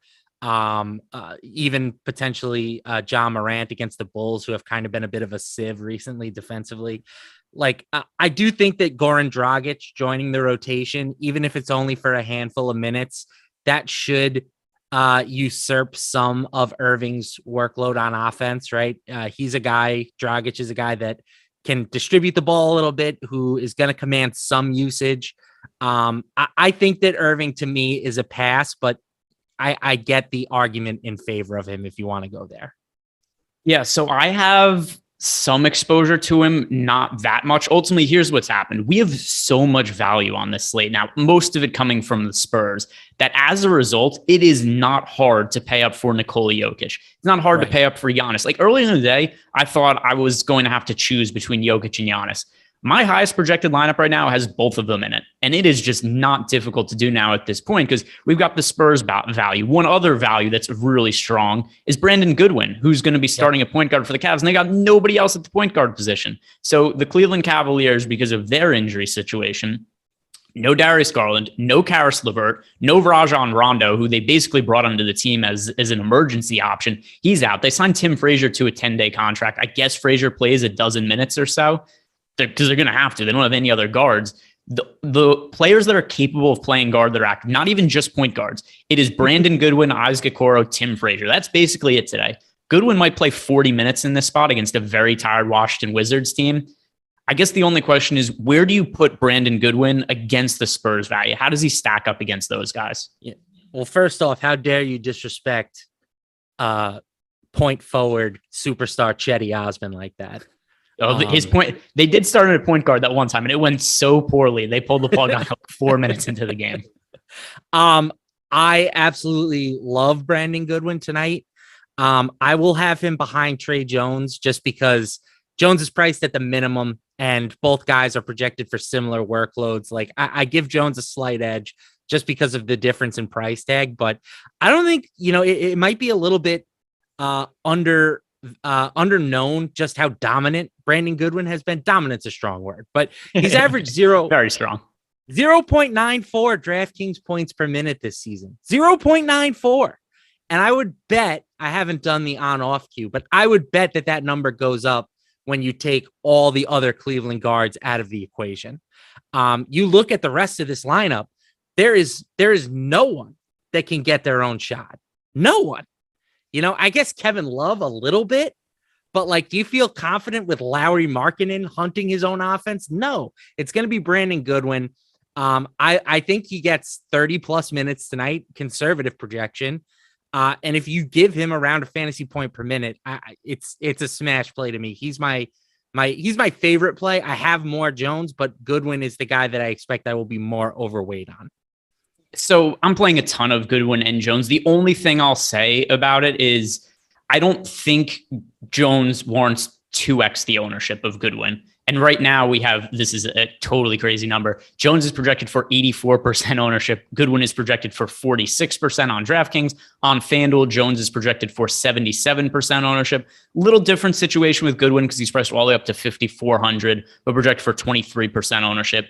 That's the only thing I'll say about it is I'm playing a ton of both, but I just don't think that Jones should be like double the ownership of Goodwin. But where do you stand on Goodwin where he's 5,400 on FanDuel? Because it's obviously a much different price point than when he's 42 on DK. I still have exposure. Obviously less. I don't think he's as big of a lock, but I think he's more than good enough to pay off that price tag. And getting him at a lower ownership number is very appealing to me. So, it's a smash at 4,200, but I think 54 is still very reasonable for him. Yeah. And by the way, interesting question here from where did somebody? Oh, here. Larry C said, Greg, has there ever been a 0% bust guy before? Trey Jones is 0% bust. So, I mean, the 0% probably there's probably a scenario where he gets hurt and he fails. But with that said, the actual bust number, like if he was to score 10 fantasy points at minimum salary, that wouldn't qualify as a bust if I remember exactly what the qualifications are for the bust metric. And just as a point guard who's projected to play like close to 40 minutes, it's really hard to think he scores less than like 10 fantasy points or whatever. So bust, according to the Boom Bust tool, is failing to achieve 5x. So you would have to score less than 15 DraftKings points tonight to be considered a bust. Which, once again, if he's going to start at point guard and play, close to 40 minutes for the Spurs today, hard to envision a scenario where he wouldn't put up at least 15. Not that he scores 15 and you're thrilled with it, but it's not killing your lineups either. Yes, exactly. So, long story short, play Trey Jones. I think we could all feel pretty confident with that. Here's somebody I want to ask you about from the Spurs that we haven't mentioned yet that I have a lot of right now, but I haven't finalized what I want to do with them, and I'm pretty unsure. Lonnie Walker, the fourth. So Lonnie Walker last night was absolutely terrible in regulation. I played a lot of him as a chalk play. Terrible chalk play that I got away with because the game goes double overtime. Guys get tired. There's some foul trouble issues. Lonnie Walker has to play some overtime minutes, ends up getting there, puts up nearly 30 fantasy points. No business did he have putting up a good fantasy game. But what do you make of him tonight against the Miami Heat? Because he's somebody who I don't think necessarily has to play in garbage time. Also isn't quite the minimum salary of guys like Jock Landale and Trey Jones. So like I said, I have a lot of them right now, but I haven't finished finalizing my lineups. How are you going to be approaching him? Because I think that he's one of the kind of higher variance options that we have from the Spurs for cheap. Yeah, I think he's definitely somebody you want to have some exposure to. But we have him projected right now for 41.5% ownership. And that is a number that I will be underweight on. Walker has been a nice beneficiary of the Derek White trade. If you look at his usage rate over the last 3 games, he's been at 26.4, 26.8, and 32.4%. Those are definitely much higher than his regular season average. So I think it's reasonable to expect him to be a larger part of the offense, especially tonight, given all of the absences that they have. But just in general, in the long term, right? He's going to be a bigger part of the Spurs rotation. That said, I don't think he's nearly the same slam dunk that Tre Jones is. And I don't want to have massive exposure to all of the Spurs. You kind of have to pick and choose your spots. We have Lonnie Walker as nearly 15% negatively leveraged in the boom bust tool. So I think I will be playing him at closer to his optimal lineup percentage, which is right around 27%, as opposed to his projected ownership of 41.5%. Yeah, I think that's a reasonable way to look at it. I still have a bunch of Lonnie Walker, and I don't know exactly what that number is going to end up being. He is in my highest projected lineup right now, which also includes Nikola Jokic and Giannis Antetokounmpo. So I suspect you can build some really, really dirty lineups if you go with Jones, Lonnie Walker, and Brandon Goodwin. I mean, that's all the salary in the world on the table. Yeah, and I think one last thing before we kind of open up the floor and talk about more of the guards. Melissa Harvey left a super chat, said, "What is the max number of Spurs you would play in cash?" You could play a whole bunch of Spurs in cash. I'll start with this, and I don't know if it's a FanDuel or DraftKings question. For FanDuel, the answer is 4 because that's the most you could play on any one team. For DK, though, I think you should play Tre Jones in cash. You should play Lonnie Walker in cash. You should play Jock Landale in cash, if nothing else, just because of their ownership. I think those 3 are must-haves in cash games that you just don't want to fade somebody who projects a good points per dollar play. It's going to be like 70 to 80% owned in cash games. As for other players, though, I don't know there's anybody else you have to. I think that 3 at a minimum you should play, but I think you can make a case to play as many as 4 or 5 and then just jam in Giannis, Jokic, and Goodwin as well. I think 3 is the right number for me, the 3 that you mentioned, because you don't need any more than that. Right? Those 3 guys plus Brandon Goodwin, who again, to me, is a must-play cash guy. You lock those 4 players into your lineup, and you are left with a remaining salary of about $9,000 per player. So it's very easy to get Giannis and Jokic into your lineups around those guys, and then still 2 solid players around them. So I don't think you need to go with a 4th Spur for value purposes, right? Like I think anything additional is probably getting too cute in my opinion. Vassell's still projected for 30% ownership on DK. Over on FanDuel, he's projected for 24% ownership. I still think he's a really strong cash consideration. I think the other guys are must plays. I don't think Devin Vassell is a must play in cash. Strong consideration still for me though.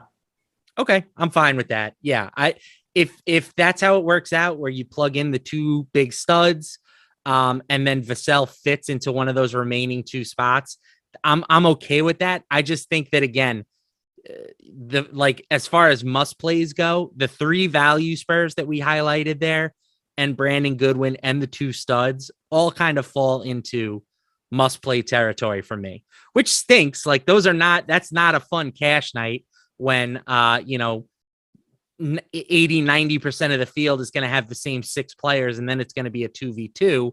But that's cash games, right? You're playing what you think is optimal, and I think a lot of people are going to think the same types of plays are optimal tonight. Yeah, and hopefully we get this starting lineup sometime soon. And even if we don't, guys, stick around because Matt and I are going to be talking about PrizePicks for 30 minutes after the slate locks, and maybe we'll get some other news there, which is beneficial to everybody, whether you guys play on PrizePicks or not. Hopefully you do, and you're taking some of our advice. But even if not, we do have some DFS information we'll be giving out then. So do us a favor, like the video, subscribe to the YouTube channel. It does do a whole bunch to help us out.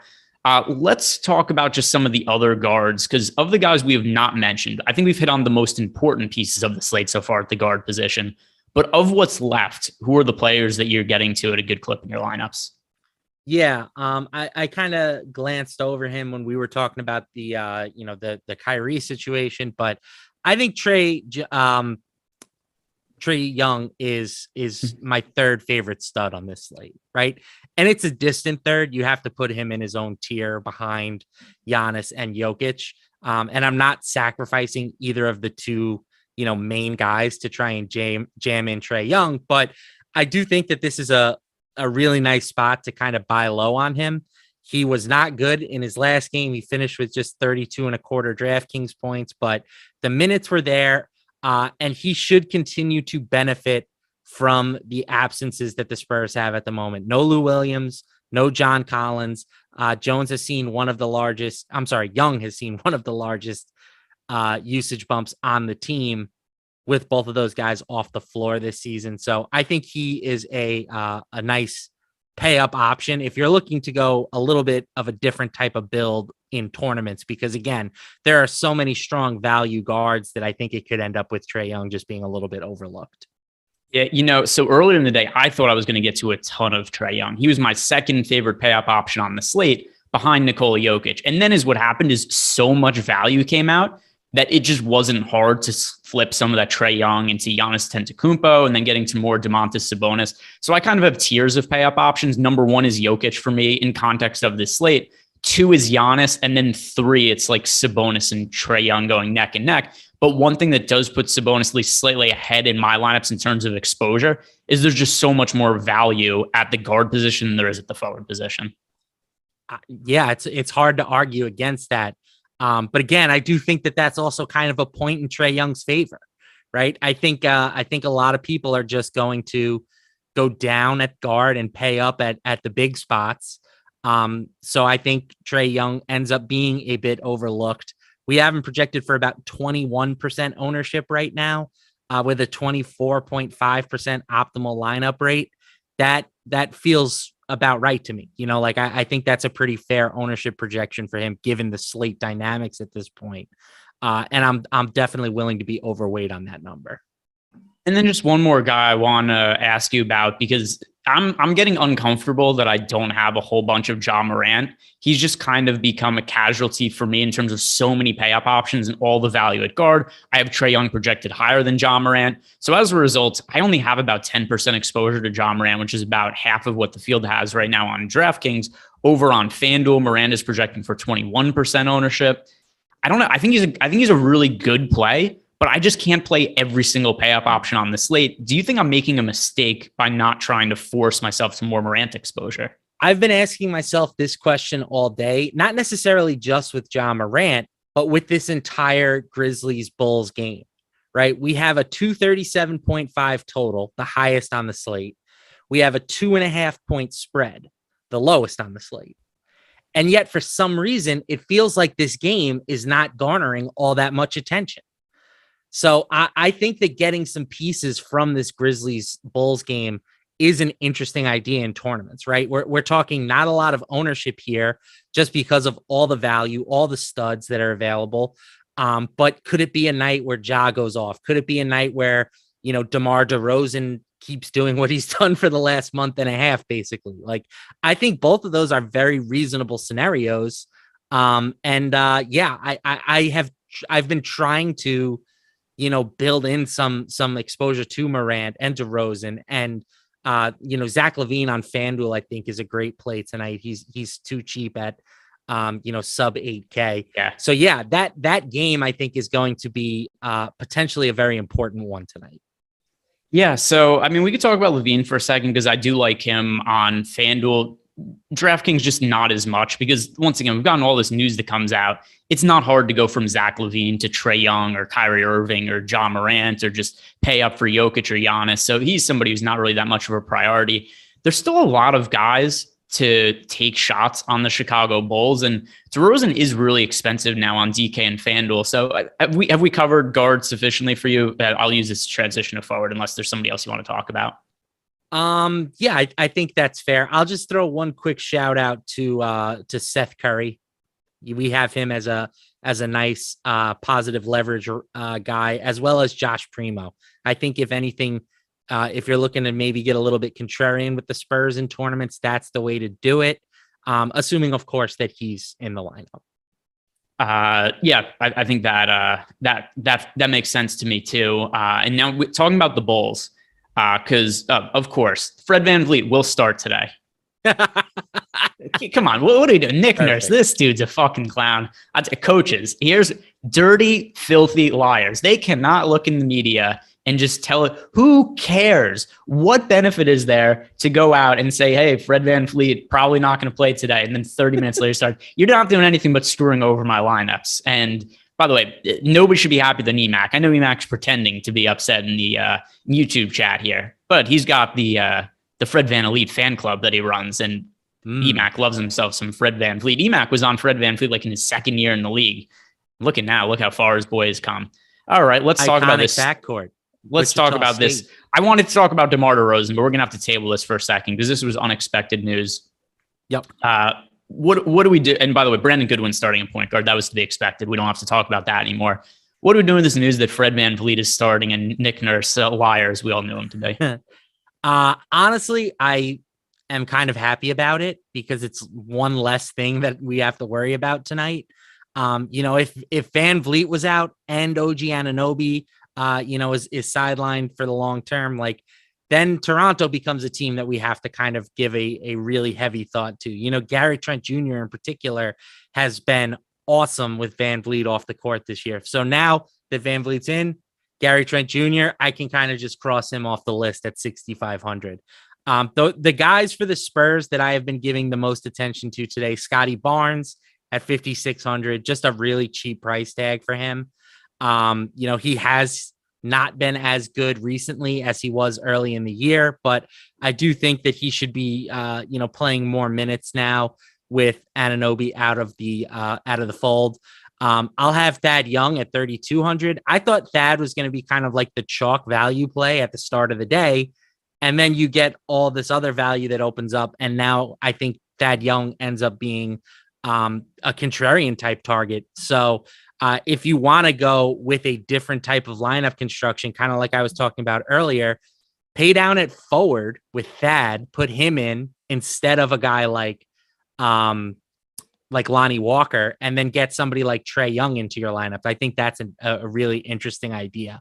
So I have some lineups with him, and then a little bit of Chris Boucher at 4,400, but that's kind of where I'm at the moment. I was going to play a lot of Thad Young for the second consecutive day and was totally prepared to get my ass kicked by because I thought Thad Young was a great contrarian play yesterday. And then here's what happened. At the slate starts, before the slate, he's projected for less than 1% ownership. I thought there was a really wide range of outcomes with his minutes, and I had no clue what to expect. But I was like, hey, I could see the reason for there potentially being upside in his playing time here, just with the way the Raptors, number one, a little shorthanded without OG Anunoby, but the number two also. I still have in the back of my mind, Masai Ujiri traded a first-round pick for Thaddeus Young. I can't imagine they did that to not play him down the stretch of the season. But with that said, he's not gotten very many minutes. Last two games, 21 minutes in each of them.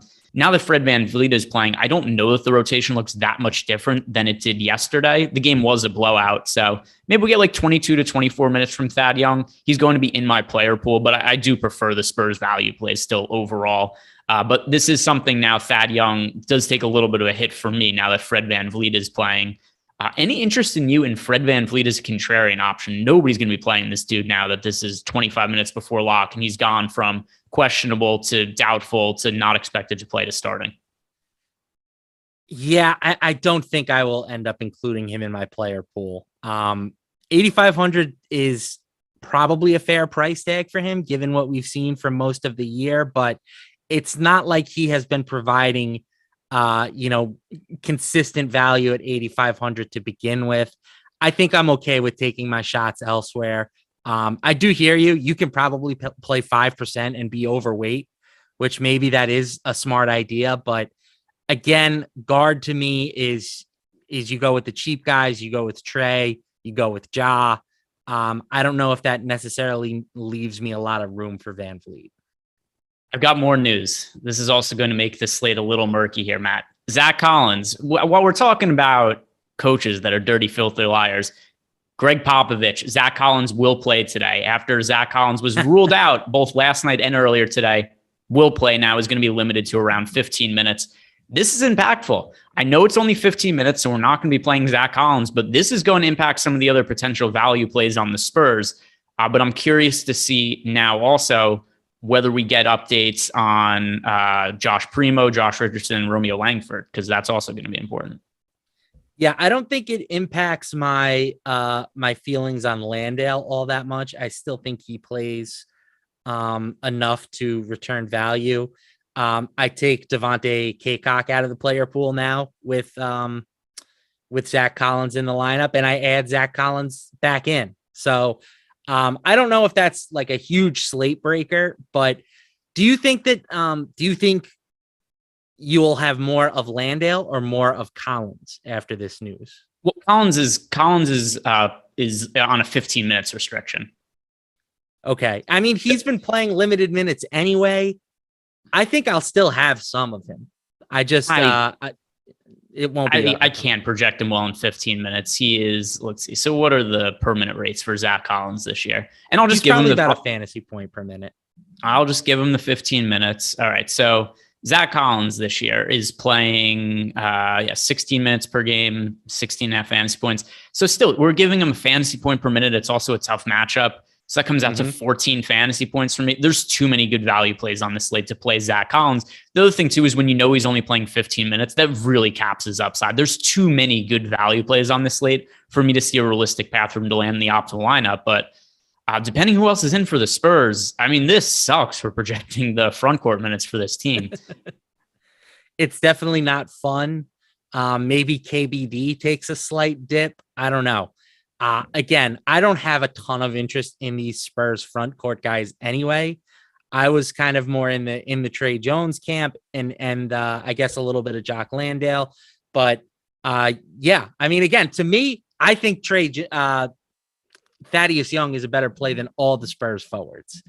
Because even though he might only play 20, 22, 24 minutes, he is a proven fantasy point per minute type of dude. He's at 1.07 this year, fantasy points per minute. He was even better last year when given the opportunity to play more minutes. So even though you say like, yeah, he's probably capped at around 24 minutes, I think that there's, his ceiling in 24 minutes is probably over 30 fantasy points.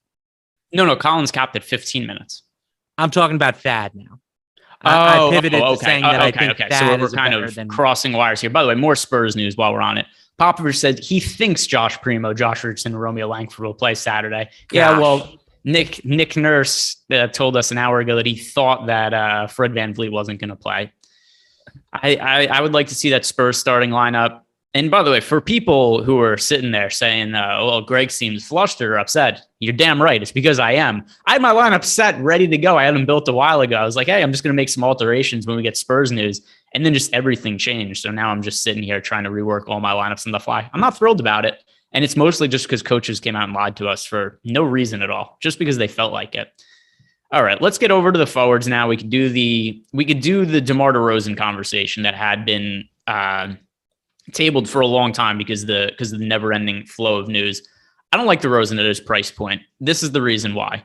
He is playing out of his mind as of late. And it has not been good fantasy results relative to his current price point.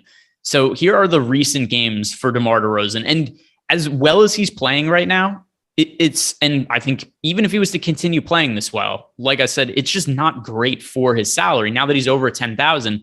So he's not going to continue playing at this level. It's impossible. He's not going to keep making like 60% of his shots from the field, go 100% from mid-range. But even if he does, these are his recent results.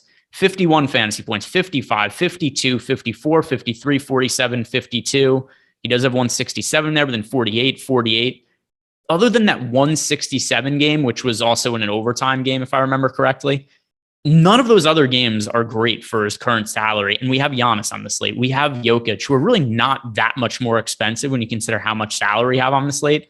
I can't get to DeRozan. I have him projected for way less fantasy points than Giannis, way less fantasy points than Jokic. And where DeRozan is currently priced, those are the guys he has to compete with. So I agree to an extent. I'm certainly not sacrificing Giannis or Jokic to get DeRozan into my lineups, but I would rather pay the 10.5 than go with Doma at 9.4. I get that Sabonis, it's a better price tag for him long term, but just looking at the matchups on this particular slate, you've got Sabonis against Denver, who plays at the slowest pace in the league, or you can get DeRozan against the Grizzlies in the game with the highest total on the slate. Is DeRozan long-term going to be a player that you want to consider at 10-5? No, I don't think he is. But on this slate with all the value, I think if you are in a spot where you're building a team with maybe Trae Young instead of one of those top studs, like you could do a Trae, DeRozan, Jokic team, I think would be like an interesting kind of contrarian lineup to consider. Yeah, I just don't really. What do you think is the ceiling for DeRozan tonight? Like ceiling is probably around 65, but would I expect him to get there very often? No, I would say his ceiling is probably like his realistic ceiling is probably closer to 60. Now, I don't think 60 is enough fantasy points to win a GPP on this slate from DeMar DeRozan. And I think the odds of him getting that are very, very slim. I just find it hard to get to DeRozan with all the options we have. I have Sabonis projected for like 5 more fantasy points than him. Sabonis, I'll take that bet. We'll just straight up who scores more fantasy points. I'm not actually going to give you 5. I'm not taking them. I'll take straight fantasy points. Okay, yeah, I'll take Sabonis over DeRozan for straight fantasy points. Handshake. We'll figure out the terms afterwards. But yeah, so for the other thing too is Sabonis scored 63 fantasy points last game. I think that's pretty. I mean, it was also the same matchup against the Denver Nuggets. I think that's pretty replicable. And DeRozan literally has to shoot like 90% from the field to do that. I mean, he's so reliant on scoring for 23 yesterday. Yeah, but he's also very, very efficient from the field. You don't think DeMar DeRozan is? The guy just broke a record that was held by Wilt Chamberlain. He is, except I think long term, rest of their careers from here on out, who is the better true shooting percentage, DeRozan or Sabonis? Probably Doma. I rest my case. Either way, I'm updating my lineups for this stupid Spurs news. I cannot be less happy about it. I'm trying to. What is this changing for you as you're updating? Who are the players you're getting? I assume there's nobody you're getting more of, but who are you getting less of now that we know all these guys are in for the Spurs and Zach Collins is active? Yeah, I'm getting less of basically all of the big men. I was probably going to be underweight on all of them to begin with, but I'm getting less Landale, less KBD, and I've completely removed K-Cock from my player pool. So I mean, I don't even think K-Cock's active to play though. I think he's in the G League. Well, there you go. Good removal on my part. That aside, though, Jock Landale takes the biggest hit for me, and he's still in my highest projected lineup. I'm still going to have exposure to him. But that aside, I do think that there is a risk now of us only getting like 26 minutes out of Jock Landale or something like that. So there's he went from being a second tier salary saving option for me, because before I had Trey Jones, Brandon Goodwin, and Jock Landale all on the same tier, and Landale's no longer on that tier. He's the next tier of value plays with like Lonnie Walker, Devin Vassell, and those guys, as opposed to where he was at before. I buy that. That makes sense to me. All right, running the lineups. Let's see what else has changed for me. Who am I getting more or less of now? I am getting less. Well, obviously, Raptors guys, they took a hit because I hadn't run my lineups again since the Van Vliet news came out. I'm getting less of Trae Young and Kyrie Irving now, just because I don't have the same salary savings that I did before. These were guys before that I kind of had unlimited salary savings. If I'm going to play a little bit less of Jock Landale, hey, guess what? I don't have as much money to spend up for some of these other guys. By the way, Landale is still in a lot of my lineups, but before he was in nearly everything for me. Yeah. And I do think that, like, again, this kind of goes along with what I've been saying all show, but you look at like the projected ownerships for the forward position, and it's the Spurs, it's Giannis, it's all the expensive players, right? So I think it's interesting. It's going to be interesting to see, like, how much do people end up on some of these forwards? Like what does Jimmy Butler's ownership end up at? What does Evan Mobley's ownership end up at? Are these guys that end up getting like artificially inflated just because people need to fill forward spots with salary? Because those are the types of plays that I worry about.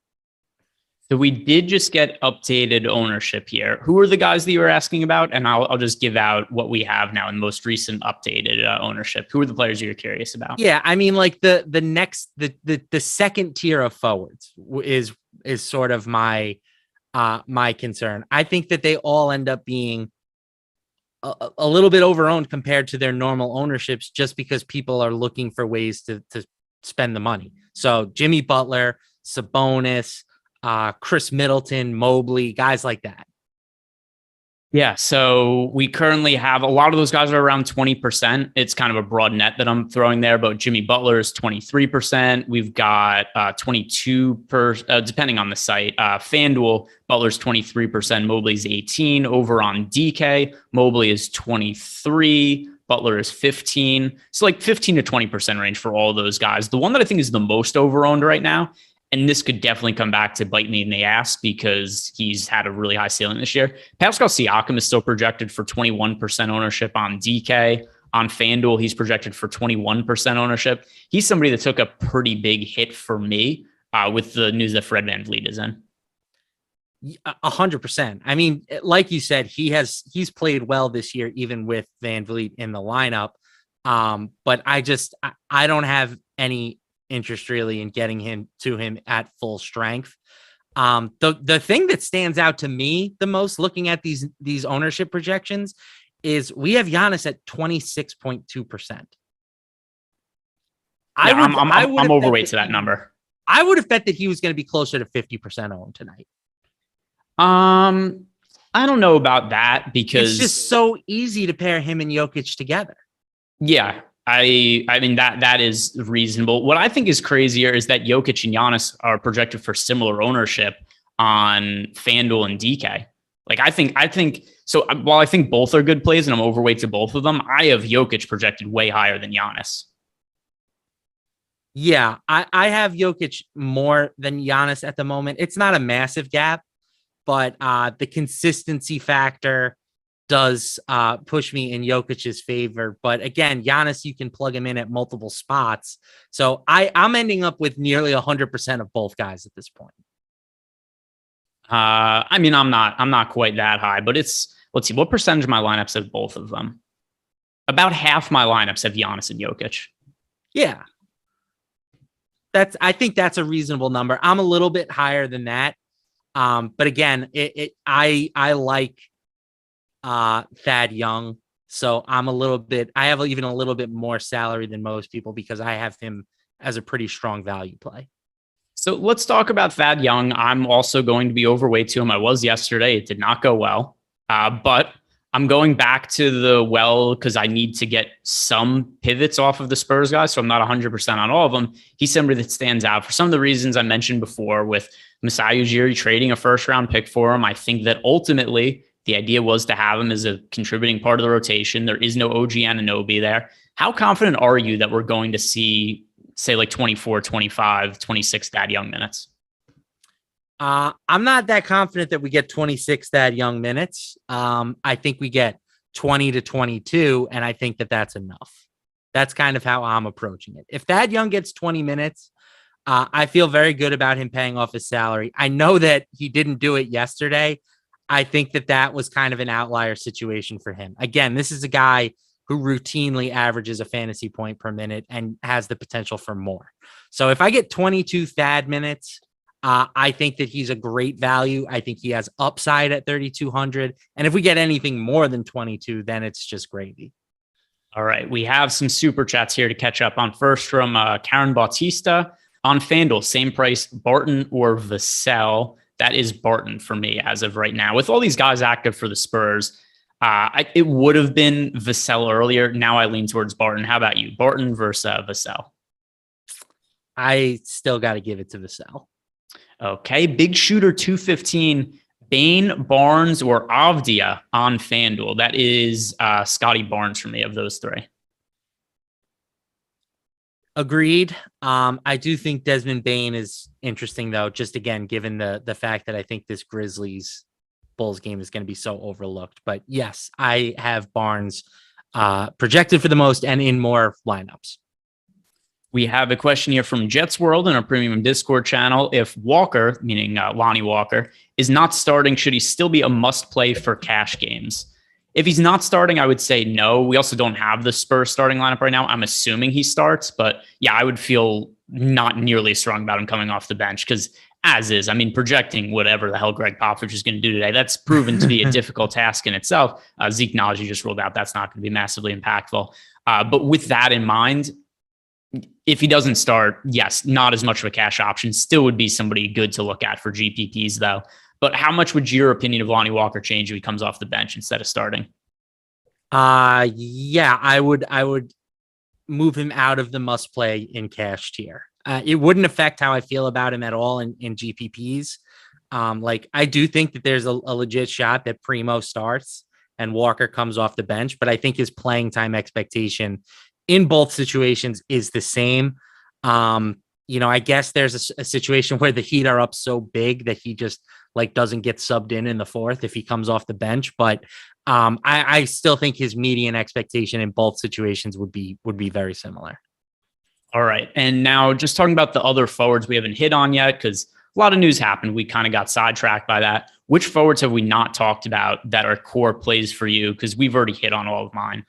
Yeah, I think we've got mine too. I was much higher on some of these Hawks guys earlier in the day, DeAndre Hunter, Kevin Huerter, even Gallo a little bit, but there's just really no need to go there now. So I've trimmed back all of those guys' exposures pretty heavily. I will say that I do have some Chris Middleton at 7,600. I think he's an interesting buy low piece. We've seen him closer to 9K at times this season. And the Bucks have the highest implied team total on the slate. So he's kind of the middle tier small forward that I'm most interested in. All right. So let's jump on over to centers. And I mean, I guess we just kind of start here by talking about Jokic. He's the best play on the slate to me now, just in terms of how easy it is to get to him. The raw points matter more than anything today. I have Jokic projected for way more fantasy points than anybody else. The only player who's relatively close is Giannis, and that's still a gap for me between those two. I know that you had said that there's a little more positional flexibility for you when you look at Giannis as opposed to Jokic, but either way, you said you were leaning towards having both of them in the majority of your lineups anyway. Is there any pushback against playing all of the Jokic today? No, I mean, smash spot against the Kings, right? There's no denying that fact. Second worst team in the league in terms of defensive efficiency. The Nuggets right now are implied for $122. They average about 110 points per game on the season. So that's about 12 points more than usual. That's a monster discrepancy. He's a great play. I don't have as big of a gap between him and Giannis as you do. And it's not even just the positional stuff. I just think that when Giannis hits his ceiling, he still has the highest ceiling in DFS. I think that his ceiling is, 85 plus. Jokic can get there too. Don't get me wrong, but I just think it's one notch lower while his floor is a few notches higher. That's kind of how I view the two of those players. Play both of them. They're both really strong plays. 100%. Yeah. I mean, it is what it is. There's a lot of value on the slate. It's not difficult to pay up for dudes. And Jokic has just been an absolute ridiculous force, both in real life and fantasy basketball at this point. Best player in the NBA, in my opinion, right now, but only 5 minutes left in the slate. So probably discussion for another time. If you're playing a lineup that does not have Jokic at center, whether it be FanDuel or DraftKings, I guess we could talk about them separately. But first with DK, who's your favorite non-Jokic center? And I guess it can't be Giannis either because he also has forward eligibility.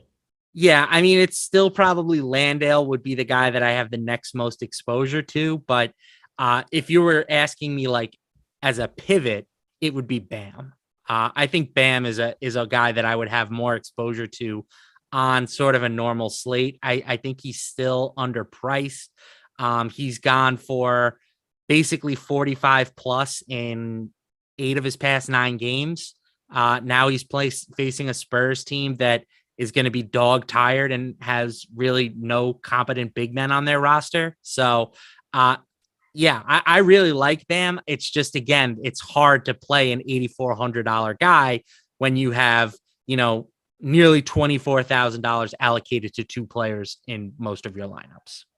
Yep. I don't have an issue with him. For me, Jock Landale, just from a value standpoint over on DK. On FanDuel, Jared Allen, but that's also because of power forward eligibility. I guess so for me, just based on the ownership I have here, it's actually Clint Capella. Still somebody who I think has pretty significant upside. I know that he's largely sucked over the last couple of months, but the minutes have waned. They've come back a little bit now that John Collins is out. Last 4 games, 31, 31, 23 minutes. That was a blowout. 29 minutes last game. It looks like we're getting around 30 minutes from Clint Capella. We're not that far removed from him being considered one of the better defensive centers in the league. And I do think that him playing up to his abilities from last year is paramount to the Hawks making the playoffs and ultimately doing anything resembling what they were able to do last year in the postseason. So Clint Capella, once again, can't be a high priority play for me because of the amount that I'm getting to Jokic here. But if I was playing on FanDuel and had to roster center other than Jokic, it's Clint Capella for me. Yeah, I like that call. I will add in Kevin Love on FanDuel. 4,800, I think is a nice price tag for him. He's still more like 5,600 on DraftKings. A Cleveland team that needs offense tonight, right? Where I was talking earlier about just the lack of guys who can get their own shot. Darius Garland was doing so much for this team. It's why he ended up being an all-star. He had just such a large offensive workload every single night in terms of scoring and distributing. So now you remove him, you remove Karis LeVert, who they traded for to try and give Garland a little bit of a lesser burden. You remove Rajon Rondo, and there are just not a lot of guys on this team that can dribble.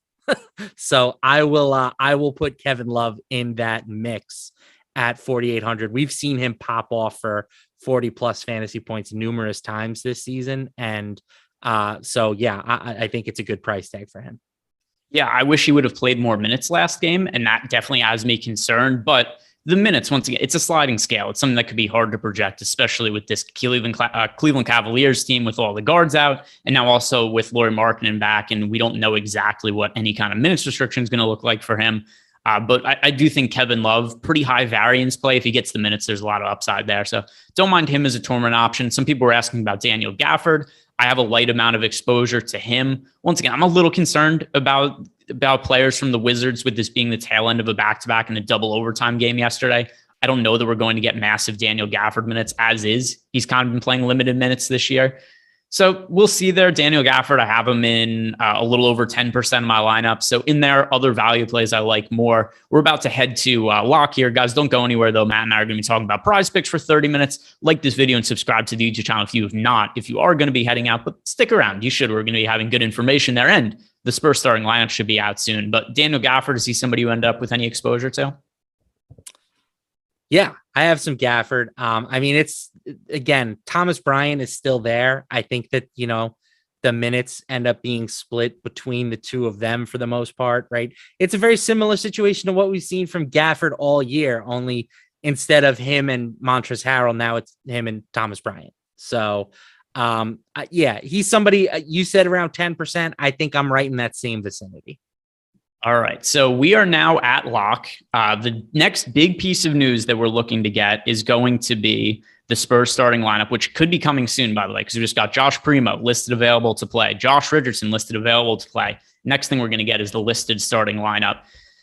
So that'll be interesting. In the meantime, Matt and I are about to talk about PrizePicks. If you guys have not signed up for PrizePicks yet, you could do it using the promo code Awesemo, which can get you a couple of things. First of all, use the promo code Awesemo, get up to $100 bonus on your first deposit. Also, get yourself 1 free month of Awesemo Plus Platinum, get access to all the tools we have behind the paywall, player projections, ownership projections, our boom bust tool, lots of stuff that is invaluable when you're building NBA DFS lineups. So lots of reasons there to sign up over at PrizePicks using the promo code Awesemo.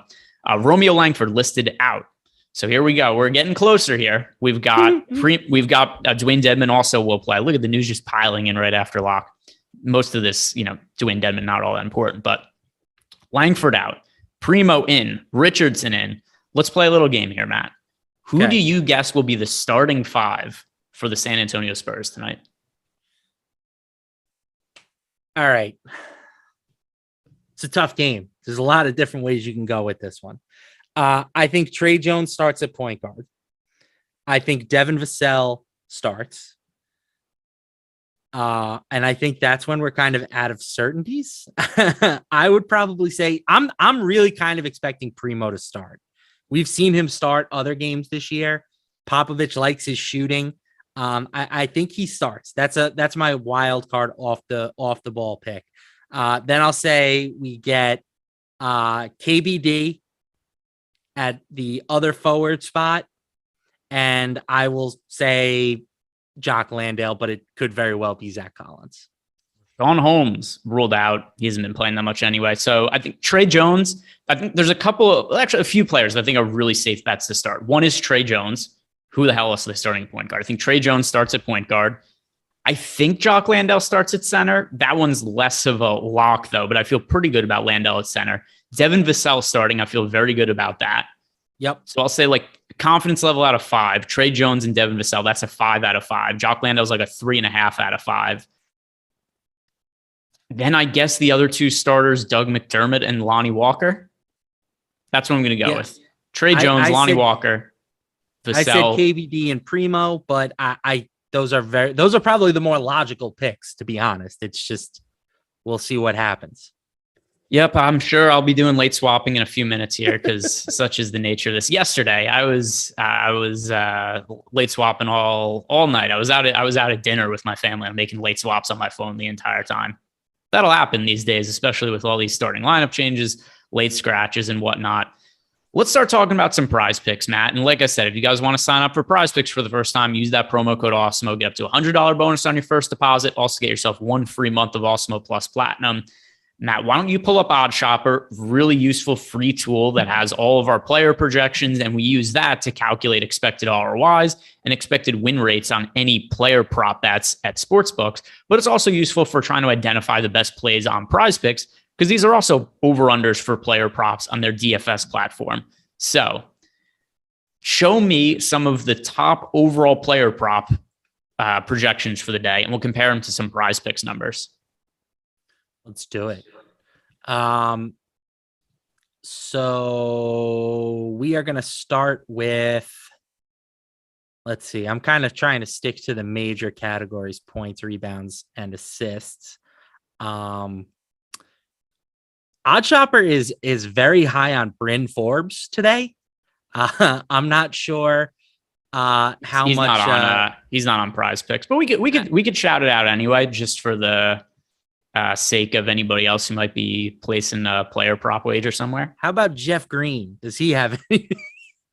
Let's see. Any drops on prize? Javonte Green does. Let's see if I can find any Jeff Green. That's probably going to be a no. Yeah, that's a no. I actually think it might have been up until Zeke Naji was rolled out. Then I think it might have come down.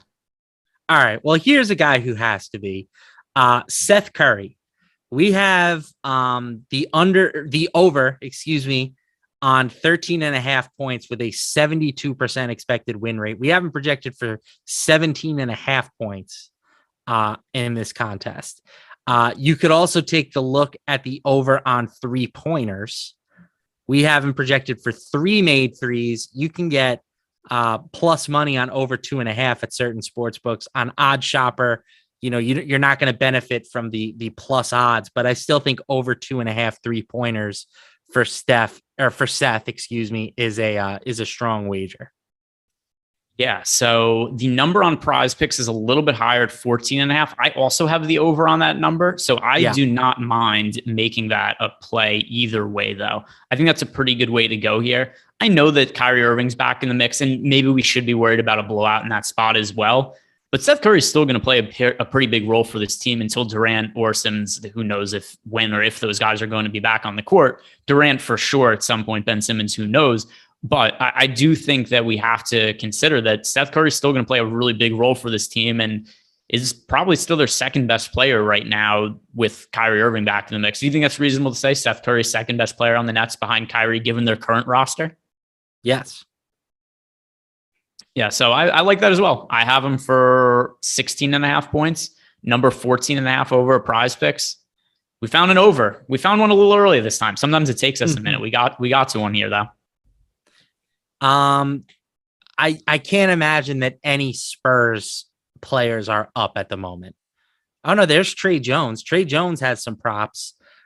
We have the over on 4.5 rebounds actually for Trey Jones. I don't know if he has a rebounding prop, but I think that you just hitting overs on some of the Spurs guys, particularly Trey Jones, would be my favorite. But like Doug McDermott over 13.5 points, cool with that. Like, let's try and take advantage of just some of these injury situations that we have. The same way we're doing it in DFS, we should try to exploit it in the player prop market. So there is no rebound prop for Trey Jones, but there is an assist prop, a points prop, and a points plus rebounds plus assist prop. I like how they have everything except for the one you pointed out there. But Trey Jones here, how would you feel about 24.5 points plus rebounds plus assists? Let me see where I have. That's actually that's a pretty close number based on what I have. I'm taking the over. 24.5. If I had to take a side, it would be the over, but it's not a confident one. I'd rather maybe we can find more value with the fantasy points prop. Oh, that's a good point. So the other thing too, actually, if I had taken over on a Trey Jones prop, it'd be over 12.5 points before the over 24.5 points plus rebounds plus assists. And his fantasy score prop is 28.5, which we have him projected for over 30. But you might just be better off going with the scoring prop in that case. Yeah, that's my favorite of all these ones. Trey Jones for over 12.5 points. I think that is the way to go. So I think we're on the same page there. A couple good ones on the board now. We've added Trey Jones to the mix. We've got the Seth Curry over for points. Are we going to get this starting lineup for the Spurs? I've been keeping my eyes peeled. It's going to be. Do you remember the OKC slate that we had like 3 weeks ago, where Ty Jerome was really popular and was expected to be a chalk play, and we found out he wasn't starting 90 seconds before that game tipped? Yeah, that doesn't sound fun to me. Is that going to happen again? I hope not, but probably. I mean, that's a very Popovichian thing. I mean, just every piece of news that has dripped out of this involving this situation, it's like the slowest drip possible, right? Here, we'll throw you a crumb. You can have Dwayne Dedman. He's out. We'll give you that news. You know what's funny too is, so people will say like, Greg Popovich, why should he care about fantasy players? Why would he give out the starting lineup? This isn't even what that's about. What advantage does he have by not telling the Miami Heat who's starting? Like, if anything, isn't this kind of a detriment to his own team if he's not telling guys who's starting, which I guess he is, but there's no advantage. They're getting their asses kicked by the Heat today, regardless whether they know if Doug McDermott starts tonight or not. There's no point where the Heat are going like, oh shit, is McDermott starting? Is Jock Landale starting? How are we going to prepare for this situation? Not to mention, I hate the argument like, oh, Greg Popovich shouldn't care about the DFS players and the gamblers. Like, that's the reason sports are so popular, and anybody saying otherwise is lying to themselves. Yeah, let's see. There's, Cody, refresh your page. Unless the line just moved. Let me see. Did the line just move? Did we move the Seth Curry line? Did we encourage people to bet on it? It moved. It did. So the reason that it's 14.5 on your page and it was 13.5 we did say 14.5 before, didn't we? Nah, I said 13.5. No, it was 13.5 on Odd Shopper, but I said it was 14.5 on PrizePicks, but I still like the over on 14.5. Yes, that is exactly what we said. Yeah, right. We're good. So I take back this gesture of me being a line mover. I retract it. Yeah. 14.5, still good on Seth Curry though. I think there's still value in the over on that number there. So don't sweat the 1 point there, Cody. I think 14.5 is still a fine one to go over with. Hit me with some of the other props, Matt. What else do we have that looks good? And I'm going to give you another one. Surfing for that starting lineup. I'm going to give you another one that I like. De'Aaron Fox under 23.5 points is what I'm seeing. 23.5 is the line on Odd Shopper. I don't know if it's 23.5 or 24.5. It's 23.5. Good with me. Again, the Nuggets have been the slowest team in the league this season. This is a significant pace down spot for Sacramento. I think all of their players have lower offensive expectations than normal. Fox had 20 points against them in his last game, despite shooting 50% from the field. I think that there are just a lot of different ways that he can end up going under on this number. Cold shooting, blowout, just a slow pace down game. There are a lot of different ways that Fox misses this number, so I like the under. Yeah, so I am going to disagree with you. I know it's a pace down spot. I mean, the total is still 237. There's still a lot of points expected to be scored in this game. And here's another thing also. I'm very bullish on the minutes of De'Aaron Fox and Domantas Sabonis down the final stretch of the season. When the Kings flipped Tyrese Halliburton for Domantas Sabonis, it was a very clear indication they're playing to win now. They're trying to get into the play-in game. They're trying to make the playoffs this year. Someone should sell their players. Well, I mean, the players are only so good, but the point that I'm going to make here is that I think it means Sabonis and Fox both play upwards of 40 minutes per night down the final month and a half of the regular season, because this team made a trade that was, publicly not received all that well. I know some people were on board with it. The majority of people weren't. The Kings need to win games just to save face in the public.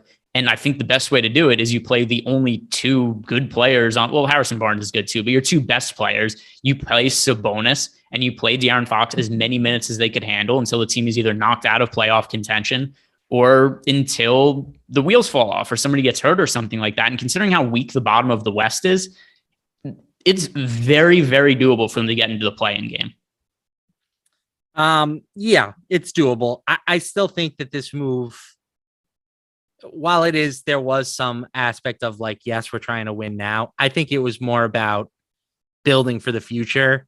They had a foundational problem in that all of their good players were guards, and all of their best players, I shouldn't say good, but all of their best players played the same position, and they needed to break that up.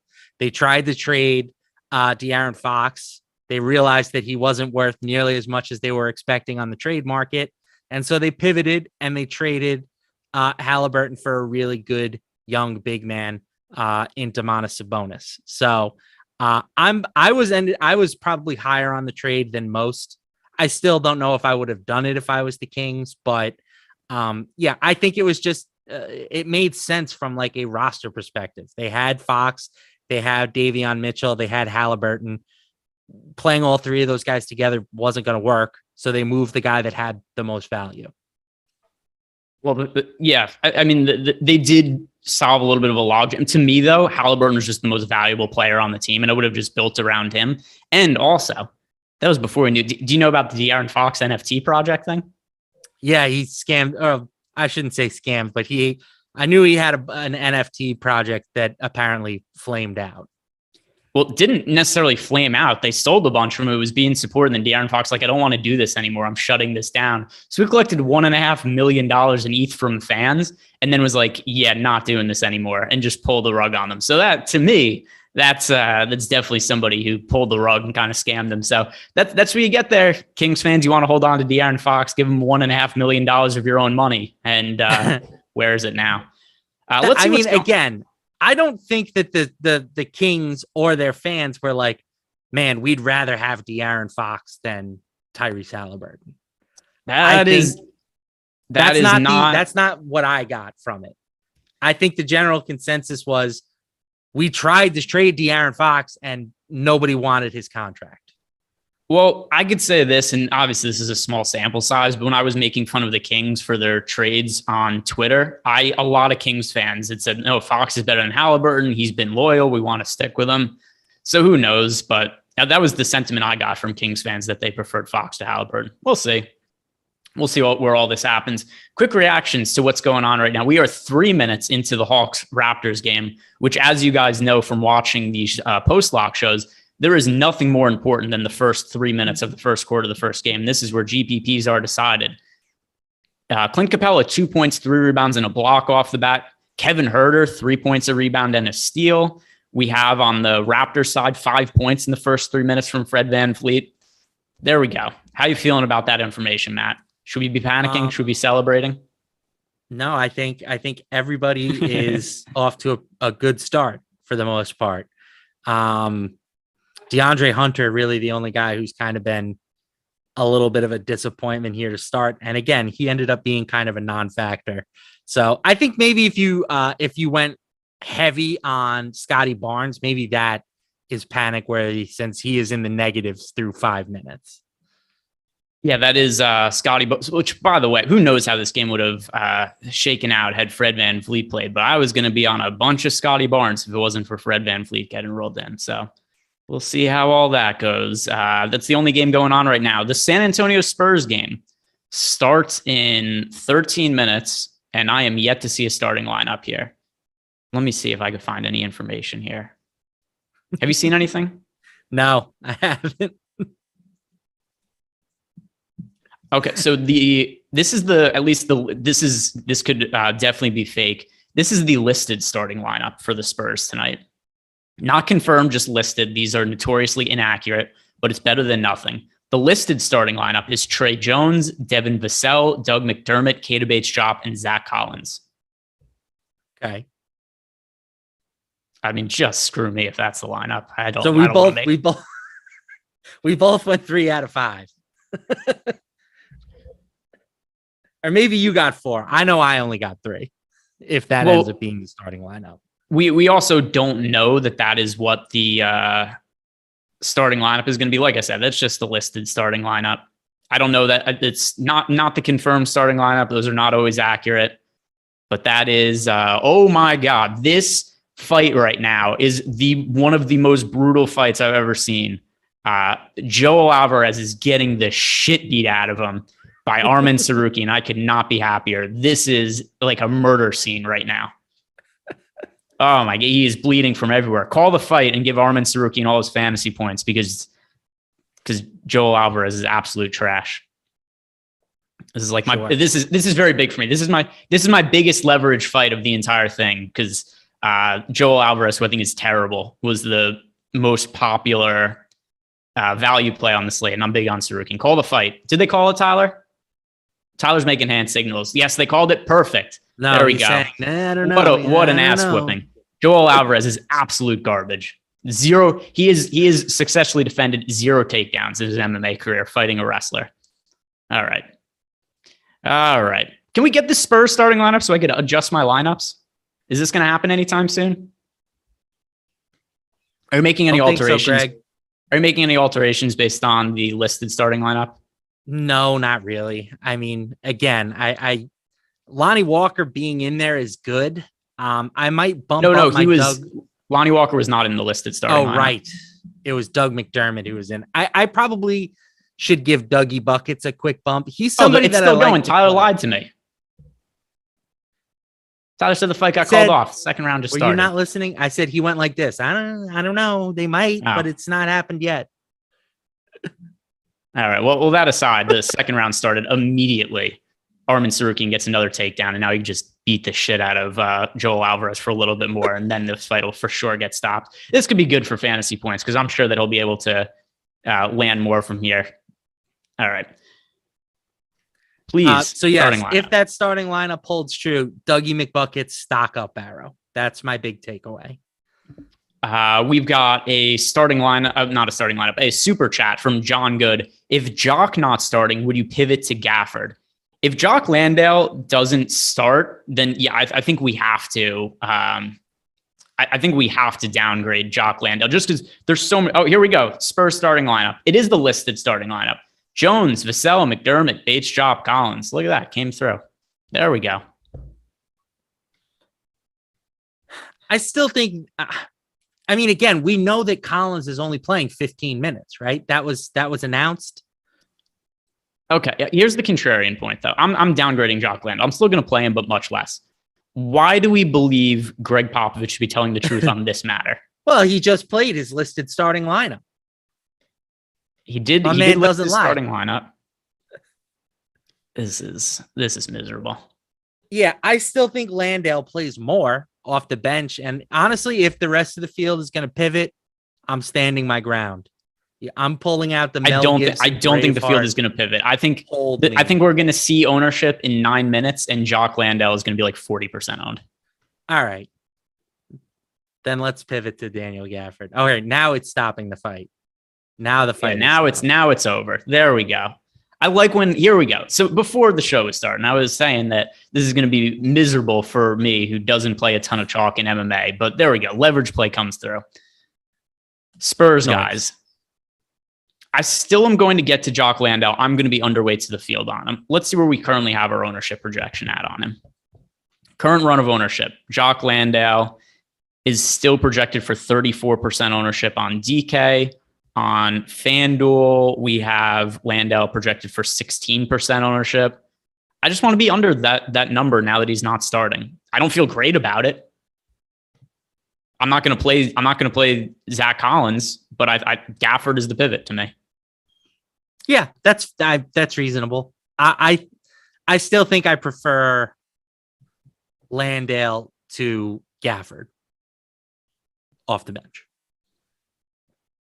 Really? So you still, well, let's see, what's the ownership on? I mean, if all things were equal, it would still be Landale, but Gafford is projected for 20%. Like we've got Landale projected for 50% more ownership right now. Yeah, I don't know. The Wizards scare me in that back-to-back set against the Cavs. I mean, they're literally implied for less than 100 points. I know the Spurs don't have a good matchup either, but even with Collins starting, he's reported at a 15-minute limit. If we think that maybe Popovich is lying, maybe he plays 18 minutes. I still think that's more than enough playing time for Landale off the bench. So I'm fine with sticking with him. I really am. How do you feel about Lonnie Walker coming off the bench now? Fine with that too. I think they're kind of trying to preserve that role of high usage player off the bench. I still think, again, his minute expectation is pretty much the same. So the other guy here now, here's the guy that I wasn't really getting to, I'm going to get more of. Keita Bates-Diop is starting. I do not think the field is going to pivot onto him. That's a value play I like as a contrarian standpoint from the Spurs. Do you think that's reasonable? Yeah, that's fine. Again, I still prefer McBuckets. He is a guy who routinely sees a bump in value with the big studs for the Spurs off the court this season. But I did run a queue with Murray, White, Derek White, and Keldon Johnson off the floor. KBD and Lonnie Walker both see a plus 5% usage bump. So they both see the biggest usage bumps on the team in that situation. So yeah, maybe KBD becomes somebody that you want to pivot to.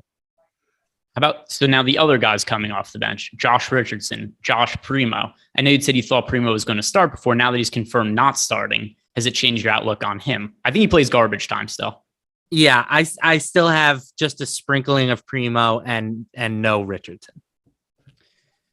Yeah, I don't think I'm going to be getting to Richardson either. We'll see. I'm going to be going right up to the clock for these last 5 minutes, trying to update these lineups and getting it in. It's no good when you only get like 8 minutes and the lineup is totally different than what you were expecting in a fairly significant way. Also, I'm also really contemplating if I want to play like 10% Zach Collins and just think there's a chance that Popovich is a liar. I mean, he is pretty much a known liar, but I don't see why it would be this spot that he chooses to unleash Zach Collins. Because he lies about everything. Let's see. All right. So I'm rerunning my lineups. I'm not going to force my way to Zach Collins, but if I get to him in lineups, I'm not going to change anything. Let's see what happens. Swaptimize. Uploading the lineups. We're running it through. A lot of suspense here, trying to figure out what ends up happening. I think I might end up getting to like 5% Collins, not by force, just because that's the way it happens. I think that's reasonable. I mean, again, fantasy point per minute guy. He's actually 1.26 DraftKings points per minute with Murray, White, and Johnson off the floor this season, albeit over 14 minutes because the guy has just like I was gonna say that can't be very I was gonna say it can't be very much playing well, time. every sample size that we're talking about with Zach Collins is small because the guy's played like 30 basketball games in the last 3 years. All right. I did not end up getting any lineups of Zach Collins, is what it is. I have 25% of Bates Job now. I have 15% Landale now. Okay. Little less than what I really feel comfortable with, but he's not starting. I don't know what the minutes are going to be. If this is what kills me, so be it. I'm naming downside my CSV CSV of not having a bunch of Jock Landale is you can't go. Dun, dun, dun, dun, dun, dun, dun, dun, dun. Why would It's I do going that? down? Going down. Yeah, but because that's definitely what I was going to do if I had a bunch of Jock Landale. I mean, come on. If you're not sweating Jock and calling him Young Jock every time he makes a bucket. Oh, I did not know what that reference was at all. Still don't know what it is. I'm washed. Old and washed. I mean, we're like the same age. That's an older person reference. Meet me in the club. It's going down. I didn't know. I know that song. I didn't know the name of the artist. Yeah, that's though. Young Jock. Young Jock. By the way, to reiterate for people, Spurs starting lineup: Jones, Vassell, McDermott, Bates, Jop, Collins. Fire 5, absolute fire. All right, my lineups are updated. Are you all set? Yeah, I'm ready. All right, guys, just to reiterate, show is sponsored by PrizePicks. We didn't get to talk as much about PrizePicks here because we're dealing with all that Greg Popovich nonsense. If you guys are signing up at PrizePicks for the first time, use the promo code Awesemo. Get up to $100 bonus on your first deposit. Also get yourself 1 free month of Awesemo Plus Platinum. Matt, let's leave the people with one more PrizePicks play. Let's find one more to close out the night. First of all, Fred VanVleet, 14 points with 2.5 minutes left in the first quarter. He might be on his way to a big game. Let's find one more prize pick. How do you feel about Drew Holiday over 16.5 points? We have that with an expected win rate of 65% on OddsShopper against the garbage Brooklyn Nets defense. I have him for about 18 points. His number on PrizePicks is 17.5, not 16.5. Oh, okay. It's about fair to me. If I had to take a side, it would be the over, though. So I could get behind. Yeah. We have him projected for 19.2 points, so a little bit more bullish there. But yeah, the 16.5 versus 17.5 is a difference, clearly. By the way, so I know the song. I just don't know who Young Jock is. What are we going to do? We've got El Negro Loco, the news god. He's saying that I wasn't in the club scene when that song came out. What year did that song come out? I don't know. I was in high school, I want to say. Yeah, that's what I was going to say. I was of course I wasn't in the clubs. I wasn't in the club either though, Greg. Yeah. Well, you're more with it than I am. Let's see. Young Jock. Motorbike. Young Jock. When did that song come out? That song came out. It would be helpful if Google was working right now. 2000. Yeah. So I was 15 years old when this song came out. I wasn't in the club when I was 15. I wasn't in the club when I was 15. Yeah, I was 17, I guess. So a little bit older. All right. That's going to bring us to the end of the show, guys. Like the video, subscribe to the YouTube channel if you have not already. Good luck tonight. Lord knows we're going to need it with all this Spurs news. Let's go, Greg. Let's go, Greg Popovich. Do something normal. Don't screw us. Be kind to us. Don't go play Josh Richardson 40 minutes to do something stupid. All right? Play the good value, guys. Let's go Nikola Jokic. Let's go Giannis Antetokounmpo. Good night. It's going down.